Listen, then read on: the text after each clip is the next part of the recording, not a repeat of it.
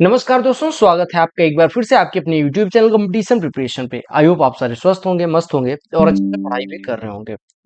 इस वीडियो में हम जो पढ़ने वाले हैं उसका नाम है एपी जीपी एचपी। जैसा कि आपने टाइटल पे ही देख लिया होगा, एपी यानी कि आज हम क्या पढ़ने वाले हैं। मैं हेडिंग डाल दे रहा हूँ, एपी जीपी और एचपी। आप कह रहे हैं तो गैस होता है ऐसा नहीं है। एपी मतलब एरिथमेटिकल प्रोग्रेशन, जीपी मतलब ज्योमेट्रिक प्रोग्रेशन, ज्योमेट्रिकल बोले तो ठीक है, प्रोग्रेशन। और एचपी क्या होता है, हार्मोनिक प्रोग्रेशन। पहले आप नाम से परिचित हो जाएं, ठीक है। तो आप कहेंगे इसका काम कहाँ लगने वाला है। इसका काम बहुत ज्यादा लगने वाला है। क्यों? क्योंकि आपने अक्सर देखा होगा कि कहीं पे पूछ लेते हैं तो भैया 15 का क्यूब प्लस 16 का क्यूब प्लस 17 का क्यूब डॉट डॉट डॉट 30 का क्यूब। ये एग्जाम में आया हुआ आपके प्रश्न। इसकी वैल्यू क्या होगी? कहीं पे पूछ लेते हैं 14 का क्यूब, 16 का क्यूब, 18 का cube plus dot dot dot मान लो 30 का क्यूब। इसका सम क्या होगा? कहीं पे पूछ लेते हैं 15 plus 16 plus 18 dot dot dot 90। इसका सम क्या होगा? कहीं पे पूछ लेते हैं कि कोई सीरीज है, उसका पहला टर्म दे दिया गया, सातवां टर्म दे दिया गया, तो आपको 35वां टर्म पूछ लेते हैं। ऐसे प्रश्न आपके एग्जाम में आते हैं। कई बार दे देंगे कि किसी सीरीज का पहला टर्म ये है, लास्ट टर्म ये है, तो आपको बताना योग कितना होगा और नंबर ऑफ टर्म्स दे दिए गए। मतलब आपको एसएससी एग्जाम में, चाहे सीजीएल हो, सीएचएसएल हो, एमटीएस हो, कोई भी एग्जाम हो, उसमें बहुत ज्यादा जरूरी है। अब जरूरी क्यों है, कब है, कैसे है, वो सारी चीजें जानेंगे। सबसे पहले हम जानते हैं कि कोई सीरीज या प्रोग्रेशन क्या होती है। देखो, सीरीज शुरू करने से पहले सबसे पहली चीज जो हमें पढ़नी है वो है एरिथमेटिकल प्रोग्रेशन। क्या है? Arithmetical progression. हिंदी में इसको क्या कहते हैं? समांतर श्रेणी। क्या कहते हैं? समांतर श्रेणी। अब ये होती क्या है? समांतर से क्या समझते हो कि दो लाइंस है, मान लो ये समांतर कब कही जाएंगी? जब इनके बीच के किन्हीं दो पॉइंट्स के बीच का डिफरेंस लिया जाए।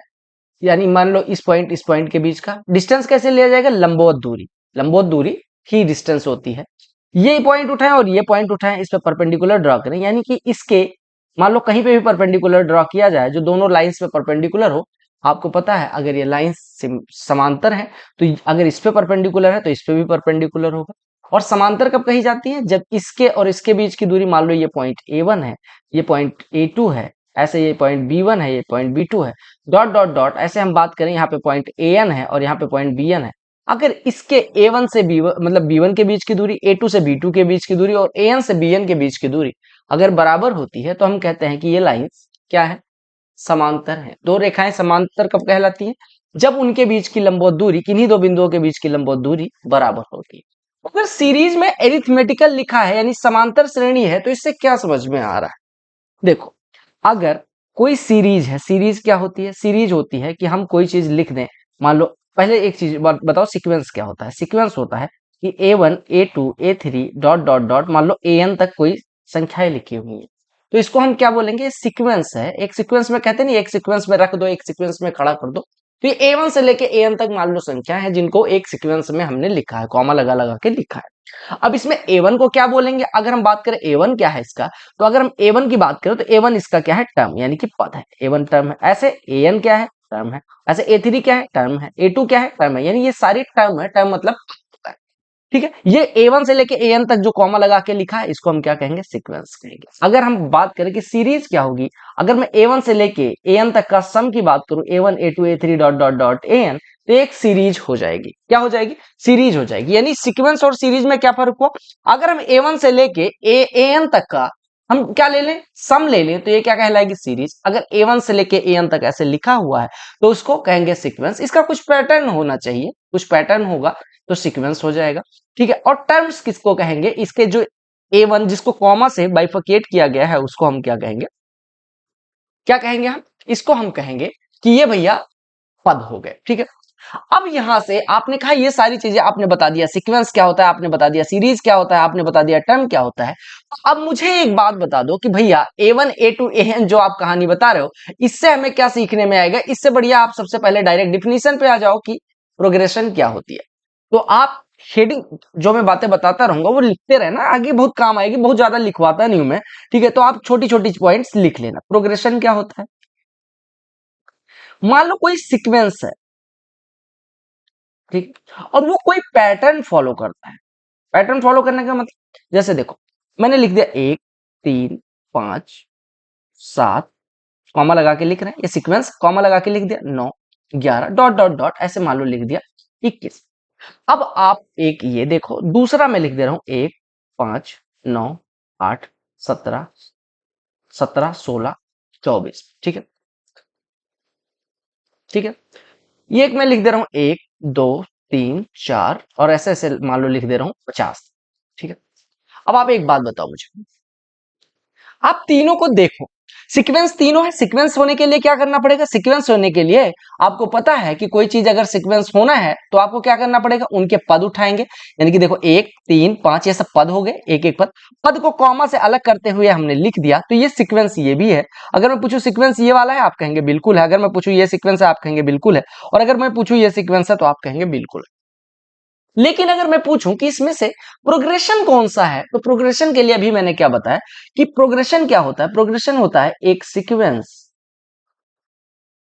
With a particular pattern, with a particular pattern. इसका मतलब क्या हुआ कि कोई पैटर्न फॉलो करता हो। जैसे आपने कहा कि एक शर्ट, मान लो एक शर्ट कोई पहना हुआ है और उस पर जगह जगह पे ट्राइंगल बने हुए हैं, तो आप शर्ट जो है एक पैटर्न फॉलो करती है, यानी कि एक पैटर्न फॉलो करती है, इसमें ट्राइंगल बने हुए। मान लो ऐसे कोई एक लहंगा पहनी हुई है, कोई लड़की है जो लहंगा पहनी हुई है, उसका ये इतना भाग ग्रीन है, इतना पार्ट येलो है, इतना पार्ट रेड है। ऐसे इसमें भी ये ग्रीन है, ये येलो है, ये रेड है, और ऐसे इस पार्ट में भी ग्रीन है, येलो है और रेड है।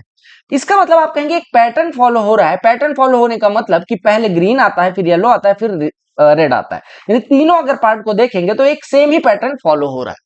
अगर कोई सीक्वेंस एक पर्टिकुलर पैटर्न को फॉलो करता है तो उसको हम क्या बोलेंगे, प्रोग्रेशन बोलेंगे। अब आप बताओ कि ये तीनों सीक्वेंस हैं या नहीं। आपने कहा ये तीनों, ऑल थ्री सीक्वेंस, ये सीक्वेंस तो है, बट आप ये बताओ मुझे कि क्या ये सीक्वेंस जो है, क्या ये कोई प्रोग्रेशन है। आप कहेंगे प्रोग्रेशन होने के लिए sequence with a particular pattern.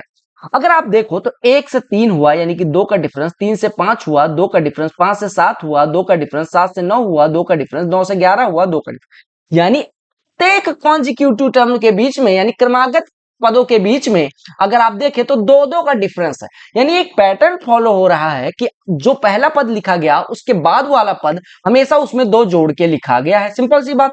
तो यानी एक पैटर्न फॉलो हो रहा है। पैटर्न क्या है, पैटर्न ये है कि प्रत्येक पद +2 लिखा हुआ है, यानी कि एक में दो जोड़ेंगे 3, तीन में दो जोड़ देंगे अगला टर्म आ जाएगा, 5 में दो, ऐसे दो जोड़ देंगे, ऐसे 7, और ऐसे ऐसे एक पर्टिकुलर पैटर्न फॉलो हो रहा है। इन केस ऑफ दिस आप देखेंगे कि +1 कर दे रहे हैं, हमें अगला टर्म मिल जा रहा है। एक में एक जोड़ा 2, 2 में एक जोड़ा 3, 3 में एक जोड़ा 4, इसमें भी एक पैटर्न फॉलो हो रहा है। यानी कि पैटर्न क्या है, पैटर्न है अगला पद लिखने के लिए आपको, अगर मैं केथ टर्म लिखना है, हमेशा याद रखना कि जैसे पहले टर्म को हमने A1 लिखा, दूसरे टर्म को A2 लिखा, ऐसे केथ टर्म को AK लिख देंगे।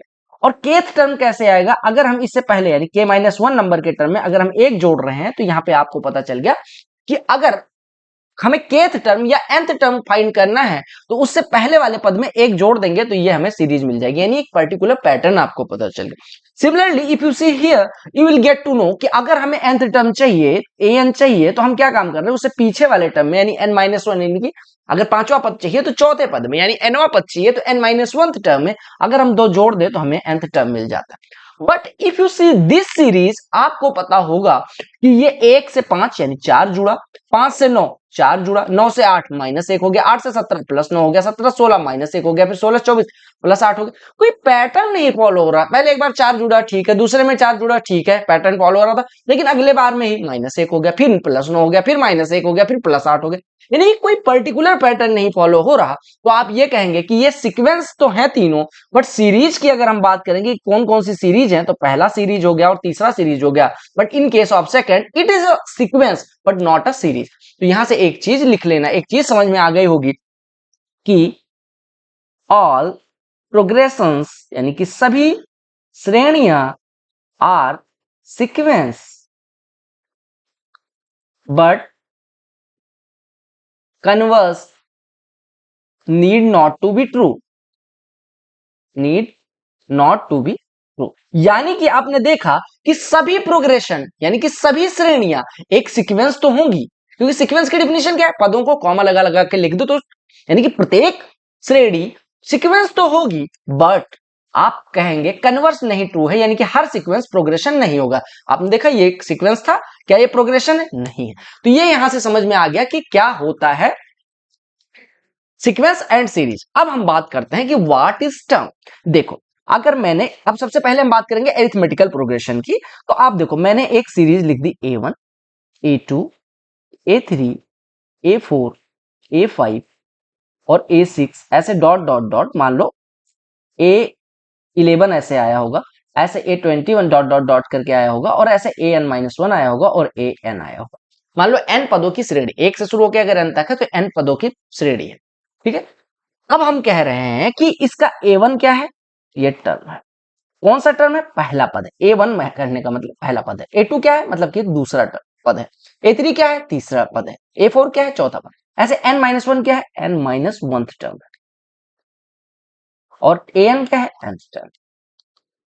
ठीक है, तो ये पद पहले समझ लो कि पद क्या होता है। अब उसके बाद बात करते हैं कि पद हो गए।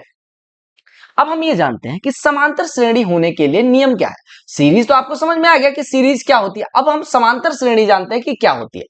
देखो, अगर हम किसी सीरीज के पद में, यानी कि पहले अगर मान लो एक सीरीज लिख रहा हूं, 5, 7, 9, 11, 13, 15, 17, एग्जाम्पल से समझाऊंगा, आपको ज्यादा सही से समझ में आ जाएगा। अगर मैं 5 को इसका फर्स्ट टर्म की बात करूं, यानी what is the first term of this series, तो 5 हो जाएगा। ठीक है, आप देख पा रहे हो कि आपको पता है सीरीज जो होगी, प्रोग्रेशन जो होगी, अरिथमेटिकल प्रोग्रेशन, उसमें कोई पर्टिकुलर पैटर्न फॉलो हो रहा है। पर्टिकुलर पैटर्न क्या हो रहा है? 5 से 7 जाने के लिए +2 हुआ, 7 से 9 जाने के लिए +2 हुआ, 9 से 11 जाने के लिए +2 हुआ, 11 से 13 जाने के लिए +2 हुआ, 13 से 15 जाने के लिए +2 हुआ, और 15 से 17 जाने के लिए +2 हुआ। यानी आप कह रहे हैं कि अगर हमें कोई पद चाहिए तो पिछले पद में +2 कर दे रहे हैं, यानी एक पर्टिकुलर पैटर्न फॉलो हो रहा है। और अगर आप देखो, प्रत्येक जगह 2 2 2 जोड़ा जा रहा है, तो अगला पद मिल गया। इसका मतलब अगर ये समांतर श्रेणी है, अगर हम इसको समांतर श्रेणी कहते हैं, तो समांतर श्रेणी यानी अरिथमेटिकल प्रोग्रेशन की डिफिनेशन क्या बनी कि इसके किसी भी दो कॉन्जिक्यूटिव टर्म्स का डिफरेंस लेंगे, चाहे देखो 7 9 का डिफरेंस ले लो, 11 13 का ले लो, 13 15 का डिफरेंस ले लो, 9 11 का डिफरेंस ले लो, यानी कि if in a progression, if in a progression the difference between the difference, हमने क्या देखा कि किन्हीं दो पदों के बीच का डिफरेंस हमेशा बराबर है। यानी if in A progression the difference between any of two consecutive, any of two consecutive, two consecutive यानी किन्हीं भी दो क्रमागत पदों का अगर डिफरेंस ले लें, इज ऑलवेज इक्वल, तो ये क्या हो जाएगा? देन इट इज, समझ में आया? अगर हम किसी प्रोग्रेशन में किन्हीं दो पदों का डिफरेंस लें और वो बराबर आ जाए, तो हम क्या कहेंगे? इसमें समझ में आया मैंने क्या कहा? मैंने कहा कि if in a progression, progression की डिफिनेशन आपको पता चल गया, difference between any two consecutive, किन्हीं दो क्रमागत पदों का योग ले लें, इज ऑलवेज इक्वल या इज इक्वल, यानी कि बराबर आता है, तो ये क्या हो जाएगी? अरिथमेटिकल प्रोग्रेशन हो जाएगी। सिंपल सी बात हो गई, राइट। अब हमें पता चल गया कि इसका क्या मतलब, वो निकल गया कि समांतर श्रेणी क्या होती है, जिनमें किन्हीं दो पदों का जो अंतर है वो हमेशा बराबर हो जाता है। ठीक है, अब एक बात बताओ, जैसे हमने कहा अभी कि एक सीरीज हमने लिखी थी, अगर आपको याद हो थोड़ी देर के लिए, अगर मंदबुद्धि नहीं होगे तो याद होगा, और मंदबुद्धि कोई नहीं होता, ठीक है, मैं फुसला रहा हूं आपको। A1 A2 A3 A4 और A5, छोटे बड़े भाई हो, बड़े तो क्या ही होगे, सारे छोटे ही होगे। ठीक है, तो मैं ऐसे काउंट करता रहूंगा ताकि आपका दिमाग चलता रहे। अब देखो, एक सीरीज लिख दी और मैंने कह दिया इट इज एन एपी, यानी ये अरिथमेटिकल प्रोग्रेशन है। तो मैंने आपको अभी डिफिनेशन बताई, ये क्या हो जाएगा? ये हो जाएगा फर्स्ट। और मैंने बताया था कि जो एपी होती है वो किन्हीं भी, किसी भी, क्या एपी क्या होती है? किन्हीं भी दो कॉन्जिक्यूटिव टर्म्स के बीच का डिफरेंस ले लें तो वो बराबर होगा। यानी हम कहें A2 - A1 अगर हम लेना चाहते हैं, अगर मैं A6 माइनस A5 लेना चाहते हैं, A7 माइनस A6 लेना चाहते हैं, या फिर AN में से इससे पिछले वाले पद को घटाना चाहते हैं, तो ये सब बराबर होगा और इसको हम कहेंगे D, यानी कि कॉमन डिफरेंस, यानी कि जो किन्हीं भी दो क्रमागत पदों के बीच का डिफरेंस होगा उसको हम क्या बोलेंगे? कॉमन डिफरेंस बोलेंगे। क्या बोलेंगे? Common difference. क्या बोलेंगे? कॉमन सर्वांतर जिसको बोलते हैं। सर्वांतर मतलब कि सबके बीच का अंतर। किन्हीं भी दो पदों के बीच का अंतर ले ले तो उसको क्या बोलेंगे? सर्वांतर, शायद ऐसे लिखते हैं। तो ये कॉमन डिफरेंस होगा, यानी common difference D is equal to क्या हो जाएगा? an माइनस वन, यानी कि कोई भी पद लेंगे उससे पिछले वाले पद को घटाएंगे तो उसको कॉमन डिफरेंस कहेंगे। तो कॉमन डिफरेंस हो गया। अच्छा, एक चीज और कि कॉमन डिफरेंस जो होगा क्या वो पॉजिटिव होगा हमेशा? आपने कहा 2, 5, 8, 11, 14 और 17 और 20, मान लो ये सीरीज है, ठीक है। अब ये कैसी प्रोग्रेशन हो गई? ये प्रोग्रेशन है क्योंकि एक पर्टिकुलर पैटर्न फॉलो कर रही है। एक ऐसी है, सबका कॉमन डिफरेंस लोगे तो 3 आ रहा है। अब एक चीज बताओ, आपने कहा इसका कॉमन डिफरेंस कहीं भी किन्हीं भी दो पदों का बीच का डिफरेंस लोगे तो कितना आ जाएगा? 3। तो 3 हो गया कॉमन डिफरेंस, ठीक है। अगर पहले पद की बात करो, यानी कि ये हो गया फर्स्ट टर्म। आपने एक चीज बताओ, पदों की संख्या अगर मैं बात करूं 2, 5, मतलब ये 3 हो गया, 3, 4, 7, यानी नंबर ऑफ टर्म्स कितने हो गए? पदों की संख्या कितनी हो गई? 7, ठीक है। अब एक चीज बताओ, मुझे एक बात बताओ कि यहाँ पे कॉमन डिफरेंस पॉजिटिव है या निगेटिव? आपने कहा पॉजिटिव। मैं दूसरी सीरीज लिख दे रहा हूं। Let us right a series named 44, 41, 38, 35, 32, ऐसे डॉट डॉट डॉट मान लो कि मान लो 14, ठीक है। यहां तक ऐसे लिखिए। 32 के बाद 29 होगा, 29 के बाद 26 होगा, 26 के बाद 23 होगा, 23 के बाद 19 होगा, 19 के बाद 16 होगा, 16 के बाद 19 के बाद कितना होगा? 17 होगा, 17 के बाद नहीं, 19 के बाद कितना होगा? तीन तीन घटा, कितना कितना घटा रहे थे? 3, तो ये 16 हो जाएगा, 16 के बाद ये 13 हो जाएगा, ठीक। अब मान लो ये सीरीज दी गई, राइट। अब मैं अगर कहूं कि किन्हीं भी दो पदों का, अब एक बात बताओ, यहां से डिफरेंस ले रहे हैं, 41 में से 44 घटा रहे -3, 38 में से 41 घटा रहे -3, 35 में से 38 घटा रहे -3। और एरिथमेटिकल प्रोग्रेशन की डिफिनीशन ही यही है कि किन्हीं भी दो कॉन्जिक्यूटिव टर्म्स का डिफरेंस ले लो, यानी कि 13 में से 16 घटाओ -3, 26 में से 29 घटाओ -3, तो बराबर आना चाहिए। तो बराबर तो आ रहा है, यानी कॉमन डिफरेंस बराबर, -3, -3, -3, -3। तो क्या ये एरिथमेटिकल प्रोग्रेशन नहीं होगी? जी बिल्कुल होगी, क्योंकि एरिथमेटिकल प्रोग्रेशन की डिफिनीशन ही यही है कि किन्हीं भी दो कॉन्जिक्यूटिव टर्म्स के बीच का जो डिफरेंस है वो अगर बराबर है तो वो एरिथमेटिकल प्रोग्रेशन हो जाएगी। ये एरिथमेटिकल प्रोग्रेशन है, तो कॉमन डिफरेंस यहाँ पे तो पॉजिटिव था बट यहाँ पे निगेटिव है।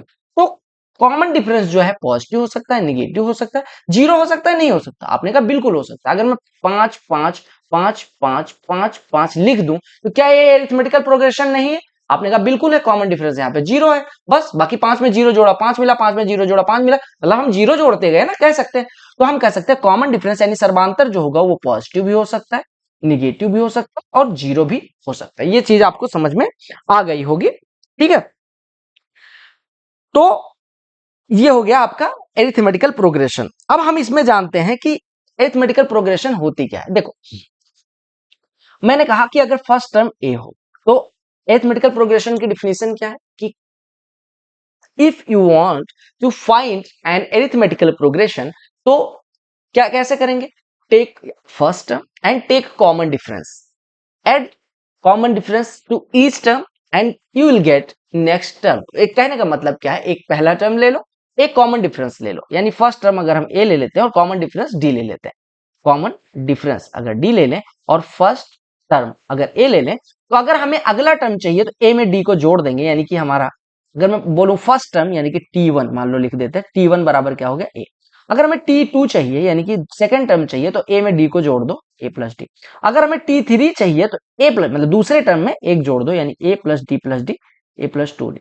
ऐसे अगर हमें T4 चाहिए तो ए प्लस 2डी में डी जोड़ देंगे, यानी ए प्लस 3डी। ऐसे डॉट डॉट डॉट। अब आप ये भूल जाओ पहले, यहां पे एक बात बताओ मुझे कि T1 क्या है? First term. T2 क्या है? Second term. T3 क्या है? Third term. T4 क्या है? हम इसको ऐसे लिख सकते हैं, ये ए हो गया, ए प्लस डी को लिख सकते हैं ए प्लस 1 × डी लिख सकते हैं। इसको लिख सकते हैं ए प्लस, वही लिखा हुआ 2 × डी। इसको लिख सकते हैं ए प्लस 3 × डी, राइट। देखो ये तो ए है। एक बात बताओ मुझे मेरे मित्र दोस्त सखा, कि अगर a plus one into D को मैं ऐसा लिख सकता हूं, a plus to minus one into D लिख सकता हूं। ऐसे देखो a plus three minus one into D लिख सकता हूं। ऐसे मैं इसको a plus four minus one into D लिख सकता हूं। आपने देखा कि कुछ कुछ फॉलो हो रहा है, पैटर्न कोई फॉलो हो रहा है। पहला पद बात करूं तो वो तो a है, दूसरा पद जब लिख रहे हैं तो a में two minus one into d कर दे रहा है, तीसरा पद लिख रहे हैं a plus three minus one into d, ऐसे चौथा पद a plus four minus one into D. तो अगर मैं बात करूं चौथा पद तो चार माइनस वन इंटू डी, तो nवां पद a plus N minus one into, यानी कि अगर किसी भी समांतर श्रेणी का nth टर्म फाइंड करना है, यानी if you have to find the nth term of an arithmetical progression you will have to write tn is equal to a, यहाँ पे a फर्स्ट टर्म है, plus n minus one into d, n क्या हो गया पदों की संख्या, n क्या है पदों की संख्या, माइनस वन इंटू डी। जो टर्म चाहिए n की वैल्यू रखो फटाफट, a की वैल्यू रखो, d की वैल्यू रखो, आपका आंसर आ जाएगा। लेट अस एज्यूम नहीं, let us take an example. चलो मैं एक सीरीज दे रहा हूं, इसका आपको बताना है कि अगला टर्म क्या होगा, राइट। तो हम दे देते हैं आपको, मान लो दे दिया चार, आठ, बारह, सोलह, ठीक है। मान लो इसका पूछ लेते हैं कि आप 25वां टर्म बताओ क्या होगा, टी 25 बताना है। अब आप क्या काम करोगे, आपने कहा 25वां टर्म के लिए यानी कि टी एन निकालने के लिए आपको तीन चीजों की जरूरत होती है। फर्स्ट टर्म पदों की संख्या, यानी कौन सा पद निकालना है, कौन से नंबर का, टीएन मतलब nth टर्म, और डी क्या कॉमन डिफरेंस। कॉमन डिफरेंस लेने के लिए आप कहोगे चार को, आठ में से चार घटाएंगे चार, यानी कॉमन डिफरेंस चार आ गया। देखो 12 में से 8 घटाओगे तो भी चार है। फर्स्ट टर्म क्या है, फर्स्ट टर्म है चार, और आपको कौन सा नंबर का पद निकालना है 25, यानी n बराबर आपको लेना है 25, राइट। बस आपका आंसर आ गया। आपने कहा आप कैसे निकलेगा, मैंने कहा कि टी एन का फॉर्मूला है, टी एन का फॉर्मूला क्या है मेरे भाई, टी एन का फॉर्मूला है a plus N minus one into d. आपको वैल्यू पुट कर देना है, you'll get to know t n. तो आपने कहा टी 25 कितना हो जाएगा, यानी 25वां टर्म कितना हो जाएगा, a यानी कि चार, पहला पद क्या है चार, plus N minus one, n जब टी एन होता है तो n minus one into d, 25 है तो 25 माइनस वन इंटू डी की वैल्यू कॉमन डिफरेंस चार, यानी कितना हो गया चार प्लस 25 में से एक घटेगा 24, 24 चौको 96, यानी इसका 25वां टर्म कौन सा हो जाएगा, चार प्लस 96। समझ में आ गया। आपको अगर फर्स्ट टर्म दे दिया जाए, आपको कॉमन डिफरेंस दे दिया जाए, मतलब a की वैल्यू दे दी जाए, n की वैल्यू दे दी जाए, d की, तो आप nth टर्म आराम से निकाल दोगे। सिंपल सी बात है, सबको समझ में आ गई, कोई बात नहीं, ठीक है। अच्छा एक चीज अभी हमने देखा कि कॉमन डिफरेंस जब हम निकाल रहे थे, कि कॉमन डिफरेंस d जो हम लिख रहे थे, उसका अभी हमने एक पैटर्न पढ़ा था कि common difference d is equal to क्या होता है। आपने कहा common difference d is equal to nth term, और इससे पहले वाला कोई भी कॉमन डिफरेंस d अगर निकालना है तो हम क्या करेंगे, हम क्या काम करेंगे, हम उठाएंगे nth टर्म और उससे पीछे वाला टर्म इसमें से घटा देंगे, तो ये हो जाएगा a n माइनस वन, यानी nth term minus n minus one.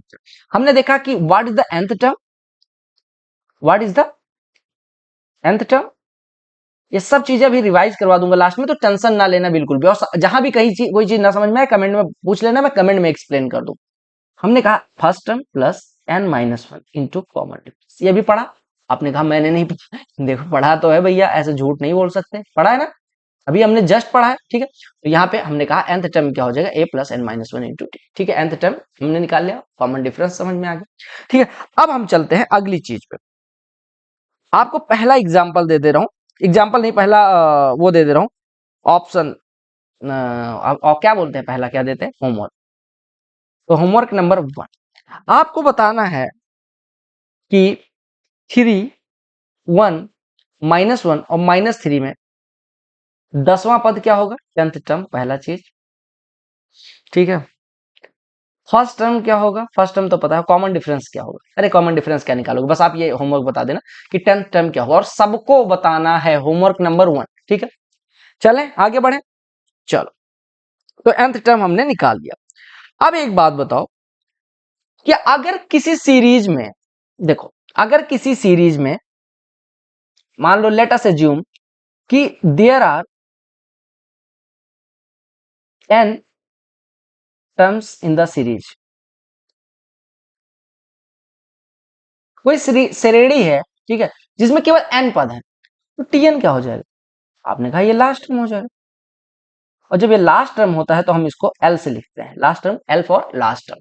तो l बराबर हम क्या कहते हैं, a प्लस एन। अभी देखो nवां पद क्या कहा, अरे आपने कहा जब tn लास्ट टर्म है तो इसको l लिख लेंगे, और हमने tn का फॉर्मूला क्या पढ़ा, a plus N minus one into t, यानी कि जब लास्ट टर्म के फॉर्म में लिखा होगा और n ही पद है तो आप कहेंगे tn इज इक्वल टू हो जाएगा a plus N minus one into t. ये भी याद रखना, ठीक। कई बार कह देंगे कि लास्ट टर्म 25 टर्म है और लास्ट टर्म निकालना है, तो भी आपको कंफ्यूजन नहीं होनी चाहिए, ठीक है। अब एक बात बताओ, ऐसे प्रश्न एसएससी में कैसे पूछते हैं वो समझते हैं। आपसे जैसे वो दे देंगे कि आपको बताना है, वो मान लो कि find 11th term of an AP whose third and seventh term are, मान लेते हैं 5 and 9, ठीक। आपको 11th टर्म निकालना है किसी सीरीज का। एक कौन सी सीरीज है? एरिथमेटिकल प्रोग्रेशन, जिसका तीसरा और सातवां टर्म 5 और 9। अभी हमने कहा कि T3 आपको दे दिया गया 5 और आपको क्या दे दिया गया T7, ठीक। आपने कहा था T3 का फॉर्मूला क्या होता है? टर्मिनल 3 नहीं है, समझिएगा बात को। T3 क्या होता है? T3 होता है आपका, T3 क्या होता है? आपने कहा nth टर्म, यहाँ पे फॉर्मूला में फिर से लिख दे रहा हूं कोने में, इसी को नकल करते हुए लिखना a plus N minus one into D. तो अगर हम थर्ड टर्म लिखें तो a की वैल्यू हमें नहीं पता, a प्लस n की वैल्यू पता है, थर्ड टर्म है तो n बराबर 3 रखेंगे, तो 3 माइनस वन 2 इंटू डी, यानी a plus two d is equal to आपको दे दिया गया 5। और यहाँ पे फर्स्ट टर्म नहीं पता, सेमी सीरीज है तो फर्स्ट टर्म तो सेम होगा, प्लस n की वैल्यू 7, तो 7 minus one 6 d is equal to 9। अब आपने कहा a प्लस टू डी और a प्लस 6d की वैल्यू पता है, तो यहां से आप दोनों सब्ट्रैक्ट कर लेंगे, तो यहां से 4d इज इक्वल टू 4 आ जाएगा, यानी d इज इक्वल टू 1। और d की वैल्यू अगर हम यहां रख देंगे तो ये कितना हो जाएगा? a प्लस 2 बराबर अगर 5 है तो a बराबर कितना हो जाएगा? 3। अब a बराबर 3 है, d बराबर 1, तो आपको 11 टर्म निकालना था। 11 टर्म कैसे निकलेगा? a प्लस 11th यानी कि 11 माइनस वन इंटू डी, यानी a प्लस 10d चाहिए था, a की वैल्यू 3 है, प्लस 10d 10, तो आपका आंसर कितना हो जाएगा? क्लियर हो गया? a प्लस टू डी दे दिया गया, a प्लस a बराबर 3 और d बराबर 1, तो आपकी सीरीज कितनी हो जाएगी? 3 4 5 6 7 8 9 10 11 12 13, ठीक है। क्लियर हो गया? चलो, अब एक प्रश्न ऐसा भी आ जाता है, आपसे पूछा जाता है कि चेक करो, ठीक है, चेक करो, check whether, check weather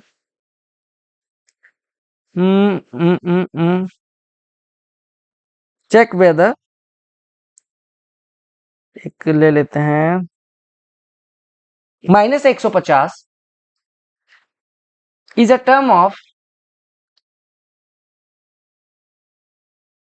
an AP या the AP 11,852। आपसे को चेक करने कह देते हैं कि -150 क्या इसका कोई टर्म होगा? यस और नो में मान लो पूछ लेगा। इसका हमें फर्स्ट देखो, 11 में से 8 घटाएंगे 3, 8 में से 5 घट रहा है 3, 5 में से 2 घट रहा है 3, नहीं कॉमन डिफरेंस बराबर है। पहला पद क्या है पहले बताओ? फर्स्ट टर्म a बराबर 11, कॉमन डिफरेंस d बराबर 3 है कि -3 है? आपने कहा -3, क्योंकि अगले टर्म में से पिछला टर्म घटाएंगे माइनस। अब हम मान लेते हैं कि nth टर्म -150 होगा, राइट। तो nth टर्म क्या हो जाएगा? a plus N minus one into d, a 11 plus N minus one into d की वैल्यू कितनी है? -3 बराबर -150। अब अगर 11 को इधर भेज दें तो क्या हो जाएगा? n माइनस वन इंटू -3, मतलब ये ऐसे ना लिखना, माइनस आगे लगा दो, बराबर -150 -11 यानी -161। 3 से काट दो तो कितना आ जाएगा? 3 चौको 12 3 सते, यानी कि हम कह दे रहे हैं कि ये कितना हो गया? -n minus one into 47 is equal to -n minus one is equal to -47, तो हम कह सकते हैं n minus one is equal to 47, यानी n इज इक्वल टू कितना हो गया? 48। n बराबर 48, n क्या होगा? Number of term. अब चूंकि ये इंटीजर आ गया, यानी कि n बराबर 48, अगर ये इंटीजर ना होता, यानी कि जो हम पद निकाल रहे थे, हमने माना था कि nth टर्म -150 होगा, अगर ये इंटीजर ना आता, यानी इफ ये जो n की वैल्यू आया है, यानी if the value which we get to know after solving this problem is an integer, तो आप कहेंगे सीधे सीधे इसका टर्म है, इस सीरीज का टर्म है। And if it is not an integer, तो आप क्या कहेंगे कि ये इस सीरीज का टर्म नहीं है, ठीक है। समझ आ गया? Good, got it. चलो, अब हम चलते हैं अगले काम पे, ठीक है। अब हम देखते हैं कि सम क्या होता है। Sum of first N terms मान लो पूछ ले रहे हैं, ठीक है। थोड़ा सा इसको निब को पतला कर देते, बहुत घसीट के लिख रहा हूं मैं अब, ठीक है। हाँ, अब देखो क्या मैं कह रहा हूं। मैं कह रहा हूं कि sum of first N terms मैं मान लो पूछ ले रहा हूं समांतर श्रेणी के, ठीक है। मैं क्या पूछ रहा हूं, sum of first N terms,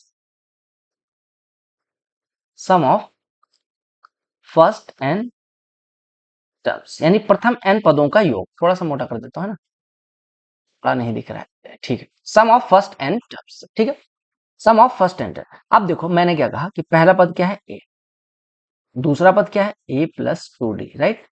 तीसरा पद क्या है, थर्ड टर्म क्या है ए प्लस, अच्छा दूसरा पद क्या है ए प्लस डी, राइट। ए प्लस टू डी नहीं, ए प्लस डी, राइट। तीसरा पद क्या है ए प्लस टू डी, तीसरा पद हो गया। चौथा पद क्या है ए प्लस थ्री डी, ऐसे पांचवा पद क्या है ए प्लस फोर डी, और ऐसे डॉट डॉट डॉट डॉट। हमने कहा था एन टर्म्स हैं तो a plus N minus one into d, ये क्या होता है nth टर्म, ठीक है। एन पद है, nth पद हमने लिख दिया। अब अगर मैं एक काम करता हूं, अगर मैं कहता हूं sum of first to terms, ठीक है। फर्स्ट मैं क्या काम कर रहा हूं, sum of first to terms लिख रहा हूं, यानी कि पहले दो पदों का योग। तो हम कह रहे पहला पद प्लस दूसरा पद यानी ए प्लस डी, यानी कि टू ए प्लस डी। इसको हम क्या लिख सकते हैं, लिखा रहने दो टू ए प्लस डी। अगर मैं कहूं sum of first three terms, तो क्या हो जाएगा sum of first three terms, हम कह रहे हैं a plus d plus a plus two d, यानी कि three a plus three d, ठीक है। Three a plus three d, first three terms का डिफरेंस सम कितना होगा। अच्छा अगर मैं कहूं sum of first four terms कितना होगा, तो आप कहेंगे four terms a plus d plus a plus two d और plus a plus three d, यानी आपका कितना हो जाएगा ए यानी four a plus d two d और थ्री डी, यानी कि डी और टू डी थ्री डी और थ्री डी सिक्स डी, ठीक। यानी अगर आप देखें, ठीक, अगर आप देखें तो आप क्या काम कर रहे हैं, two a plus d, three a plus d, four a plus six d. अब हमें एन पदों का मान लो ऐसे एन पदों का योग पूछें, तो हम क्या कहेंगे ए मतलब a plus d plus a plus two d और plus dot dot dot dot dot कहां तक a plus N minus one into d तक, राइट। अब कैसे निकलेगा भैया, अगर मैं कहूं कि थोड़ा सा उल्टे तरीके से लिखूं, थोड़ा सा उल्टे तरीके से अगर मैं लिखूं तो क्या हो जाएगा, आपने कहा थोड़ा सा उल्टे तरीके से, मतलब हमने क्या कहा कि sum of first N numbers हमने जो लिखा, देखो समझिएगा बहुत ध्यान से समझ में आएगा, मतलब एन पदों का योग आपको समझ में आ गया कैसे लिखा मैंने। अब देखो मैंने कहा कि सम ऑफ, मान लो फर्स्ट एन नंबर्स का सम जो है वो एस हो, तो हम क्या लिख रहे हैं a plus d plus a plus two d plus a plus three d plus dot dot dot dot dot a plus nth term क्या है n minus one into d. अब ये वैल्यू हो गई। दूसरा सेम चीज को हम उल्टा भी लिख सकते हैं, यानी यहां से उठाओ a plus N minus one into d, ऐसे a plus three d a plus ऐसे डॉट डॉट डॉट कहां तक आ जाएगा ए तक आ जाएगा, यानी हमने लास्ट टर्म को पहला पद मान लिया a plus N minus one into d plus a plus N minus two into d. ये तो इससे पहले वाला पद कौन सा a plus N minus two into d, इसके मतलब इससे जस्ट पहले वाला पद क्या होगा a plus N minus three into d, ऐसे डॉट डॉट डॉट इसके मतलब इसके अगला पद क्या होगा a plus N minus four into d, right. ये तो होता जाएगा a plus N minus four into d plus dot dot dot, ऐसे क्या हो जाएगा, यहाँ पे क्या हो जाएगा, जैसे हमने उल्टा ही तो लिखते आ रहे हैं, ऐसे लास्ट में बचेगा ए प्लस डी और फिर लास्ट में बचेगा ए। इसी चीज को उल्टा हमने लिख दिया। अब देखो a plus N minus one into d से पहले वाला टर्म क्या होगा, a plus N minus one into d से पहले वाला पद मैं यहाँ पे लिख दे रहा हूं ऊपर a plus N minus two into d, इससे पहले a plus N minus three into D. तो इसी चीज को हमने ऐसे लिख दिया, राइट। अब अगर इन दोनों इक्वेशंस को आप ध्यान से देखें, इक्वेशन वन माने और इसको इक्वेशन टू माने और दोनों, अरे यार इक्वेशन वन माने और इक्वेशन टू माने, अगर जोड़ दें और जोड़ो ऐसे कि टर्म वाइज जोड़ो, इसको पहले पद को पहले पद से जोड़ो, दूसरे पद को दूसरे पद से जोड़ो, तीसरे पद को तीसरे पद से जोड़ो, चौथे पद को चौथे पद से जोड़ो, ऐसे एनवें पद को एनवें पद से जोड़ो और उससे पहले वाले पद को उससे पहले वाले पद से। तो अगर मैं जोड़ू इक्वेशन वन और इक्वेशन टू को, तो यहां से क्या आ जाएगा two s is equal to क्या आ जाएगा a plus N minus one into d यानी 2a plus N minus one into d plus ऐसे ए प्लस डी और plus a plus N minus two into d a कितना हो जाएगा 2a और plus d plus N minus two into d अगर मैं D common ले लूं तो एन माइनस टू यहां बचेगा और वन यहां बचेगा यानी n minus two plus one यानी n minus one into d ऐसे इसको ए प्लस टू डी को a plus N minus three d को ए 2a और plus N minus three d plus two d तो n minus three plus two यानी n minus one into d common ले लेंगे तो यहाँ पे एन माइनस थ्री बचेगा यहाँ पे टू बचेगा तो ऐसे डॉट प्लस इसको भी जोड़ देते हैं ए प्लस थ्री डी और a plus N minus four into d two a plus N minus four plus three यानी n minus one into d plus dot dot dot अगर मैं यहां पे जोड़ूं तो कितना हो गया a plus N minus one into d और plus a 2a plus N minus one into d 2a plus N minus one into d कोई दिक्कत तो नहीं हो रही ना थोड़ा सा गड़बड़ हो गया मुझसे कि मतलब मैंने गड़बड़ इन द सेंस कि ये थोड़ा सा हिल जा रहा है अब देखो आपको पता है कि यहां पे भी n टर्म्स थे यहां पे भी n टर्म्स थे तो दोनों को जोड़ेंगे अगर हम इन दोनों को पहले और इसके पहले टर्म को जोड़ूं और एक टर्म बना दूं इसके पहले और इसके दूसरे मतलब इसके दूसरे और इसके दूसरे को जोड़ के दूसरा टर्म बना दूं इसके तीसरे और इसके तीसरे को जोड़ के तीसरा टर्म बना दूं तो अगर n ही पद दोनों में थे तो इसमें भी तो n ही पद होंगे यानी 2a plus N minus one into d कितनी बार है एक बार दो बार तीन बार चार बार देखो चार बार ऐसे डॉट डॉट डॉट चूंकि n टर्म्स थे तो ये n टाइम्स आया और अगर मैं कहूं एक एक एक एक चार बार आया तो इसका सम क्या होता है चार इंटू एक दो दो दो चार बार पांच बार आया है तो इसका सम क्या होता है पांच इंटू दो ठीक है तो ऐसे 2a plus N minus one into d n बार आया है तो इसका सम क्या हो जाएगा इसका सम क्या हो जाएगा मेरे भाई इसका सम हो जाएगा n इंटू चूंकि ये n बार है दो बार आया था टू टाइम्स ऑफ हो जाता तीन बार आता थ्री टाइम्स हो जाता क्योंकि n बार आया है तो n times of 2a plus N minus one into d right ये कितने की वैल्यू है 2s की तो यहां से s बराबर क्या हो जाएगा n दो को इधर डिवाइड कर दो n by two 2a plus N minus one into d ये आपका होता है जो फॉर्मूला आता है कि भैया n पदों का योग क्या होगा sum of first n terms of an arithmetical progression क्या होगा तो आप लोग जो कहते हो कि ये फॉर्मूला आ जाता है ये फॉर्मूला कहां से आता है ये चीज समझ में आ गई होगी यानी कि अगर किसी समांतर श्रेणी का फर्स्ट टर्म a है और नंबर ऑफ टर्म्स n है और इसका कॉमन डिफरेंस d है तो sum of first n natural number first n terms of this arithmetical progression will be n by two into two a plus N minus one into d ये समझ में आ गया फॉर्मूला कहां से आता है चलो ये मैं इस वजह से बता रहा हूं कि आपके दिमाग में एक संकोच भी ना रहे कि क्यों आया कब आया कैसे आया ठीक है अब हमने कह दिया sum of first N natural number समझ में आ रहा है मेरे भाई फर्स्ट एन नेचुरल नंबर नहीं first N terms of an arithmetical progression अब अगर ये ऐसा है तो मैं इसको ऐसा भी तो लिख सकता हूं n by two into two a plus N minus one into d जो लिखा हुआ है इसको मैं थोड़ा सा तोड़ना चाह रहा हूं तोड़ना इन द सेंस कि इसको मैं फोड़ना चाह रहा हूं फोड़ना इन द सेंस कि मैं ऐसे लिख रहा हूं एन बाई टू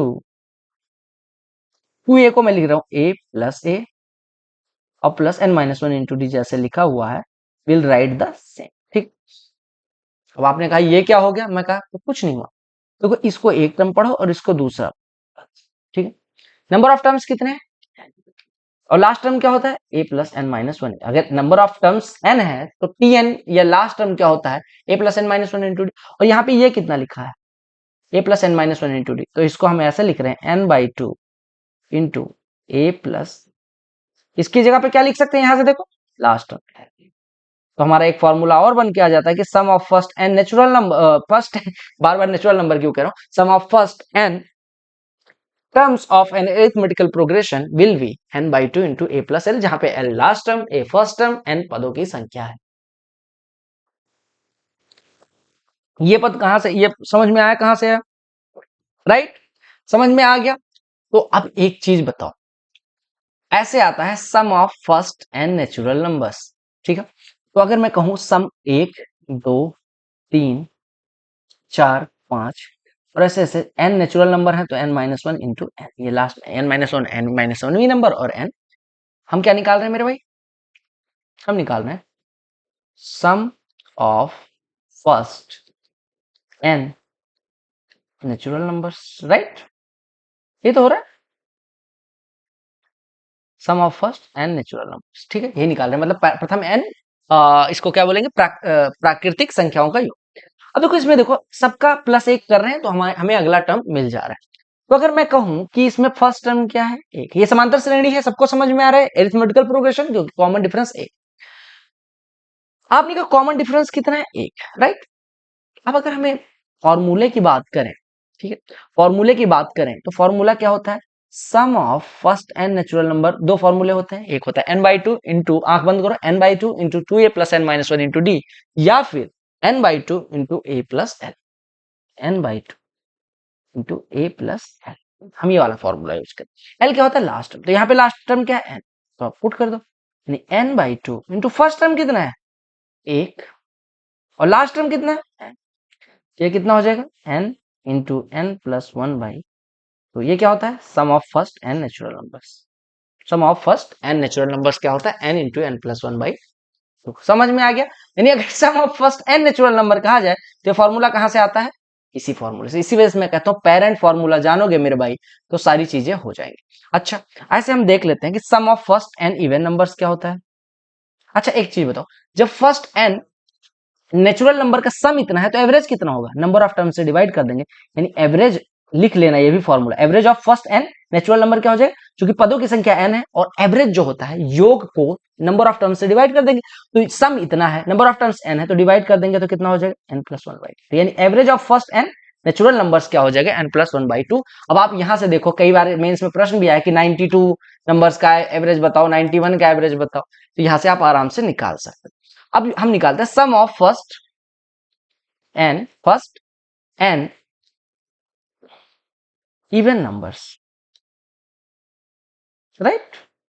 हमें क्या निकाला, sum of first n even number. अब फर्स्ट एन इवन नंबर्स का सम, पहली इवन नंबर दो, पहली इवन नंबर क्या हो जाएगी, दो, यानी हम प्रथम एन सम संख्याओं का योग निकाल रहे हैं, तो प्रथम संख्या कितनी हो जाएगी, दो, दूसरी संख्या चार, सम संख्या दो दो जोड़ के मिलती है, आठ, डॉट डॉट डॉट, और लास्ट टर्म चूंकि एन इवन नंबर्स हैं, पहली संख्या टू इंटू वन, दूसरी संख्या टू इंटू टू, तीसरी संख्या टू इंटू थ्री, तो ऐसे एनवी संख्या टू इंटू एन हो जाएगी, टू।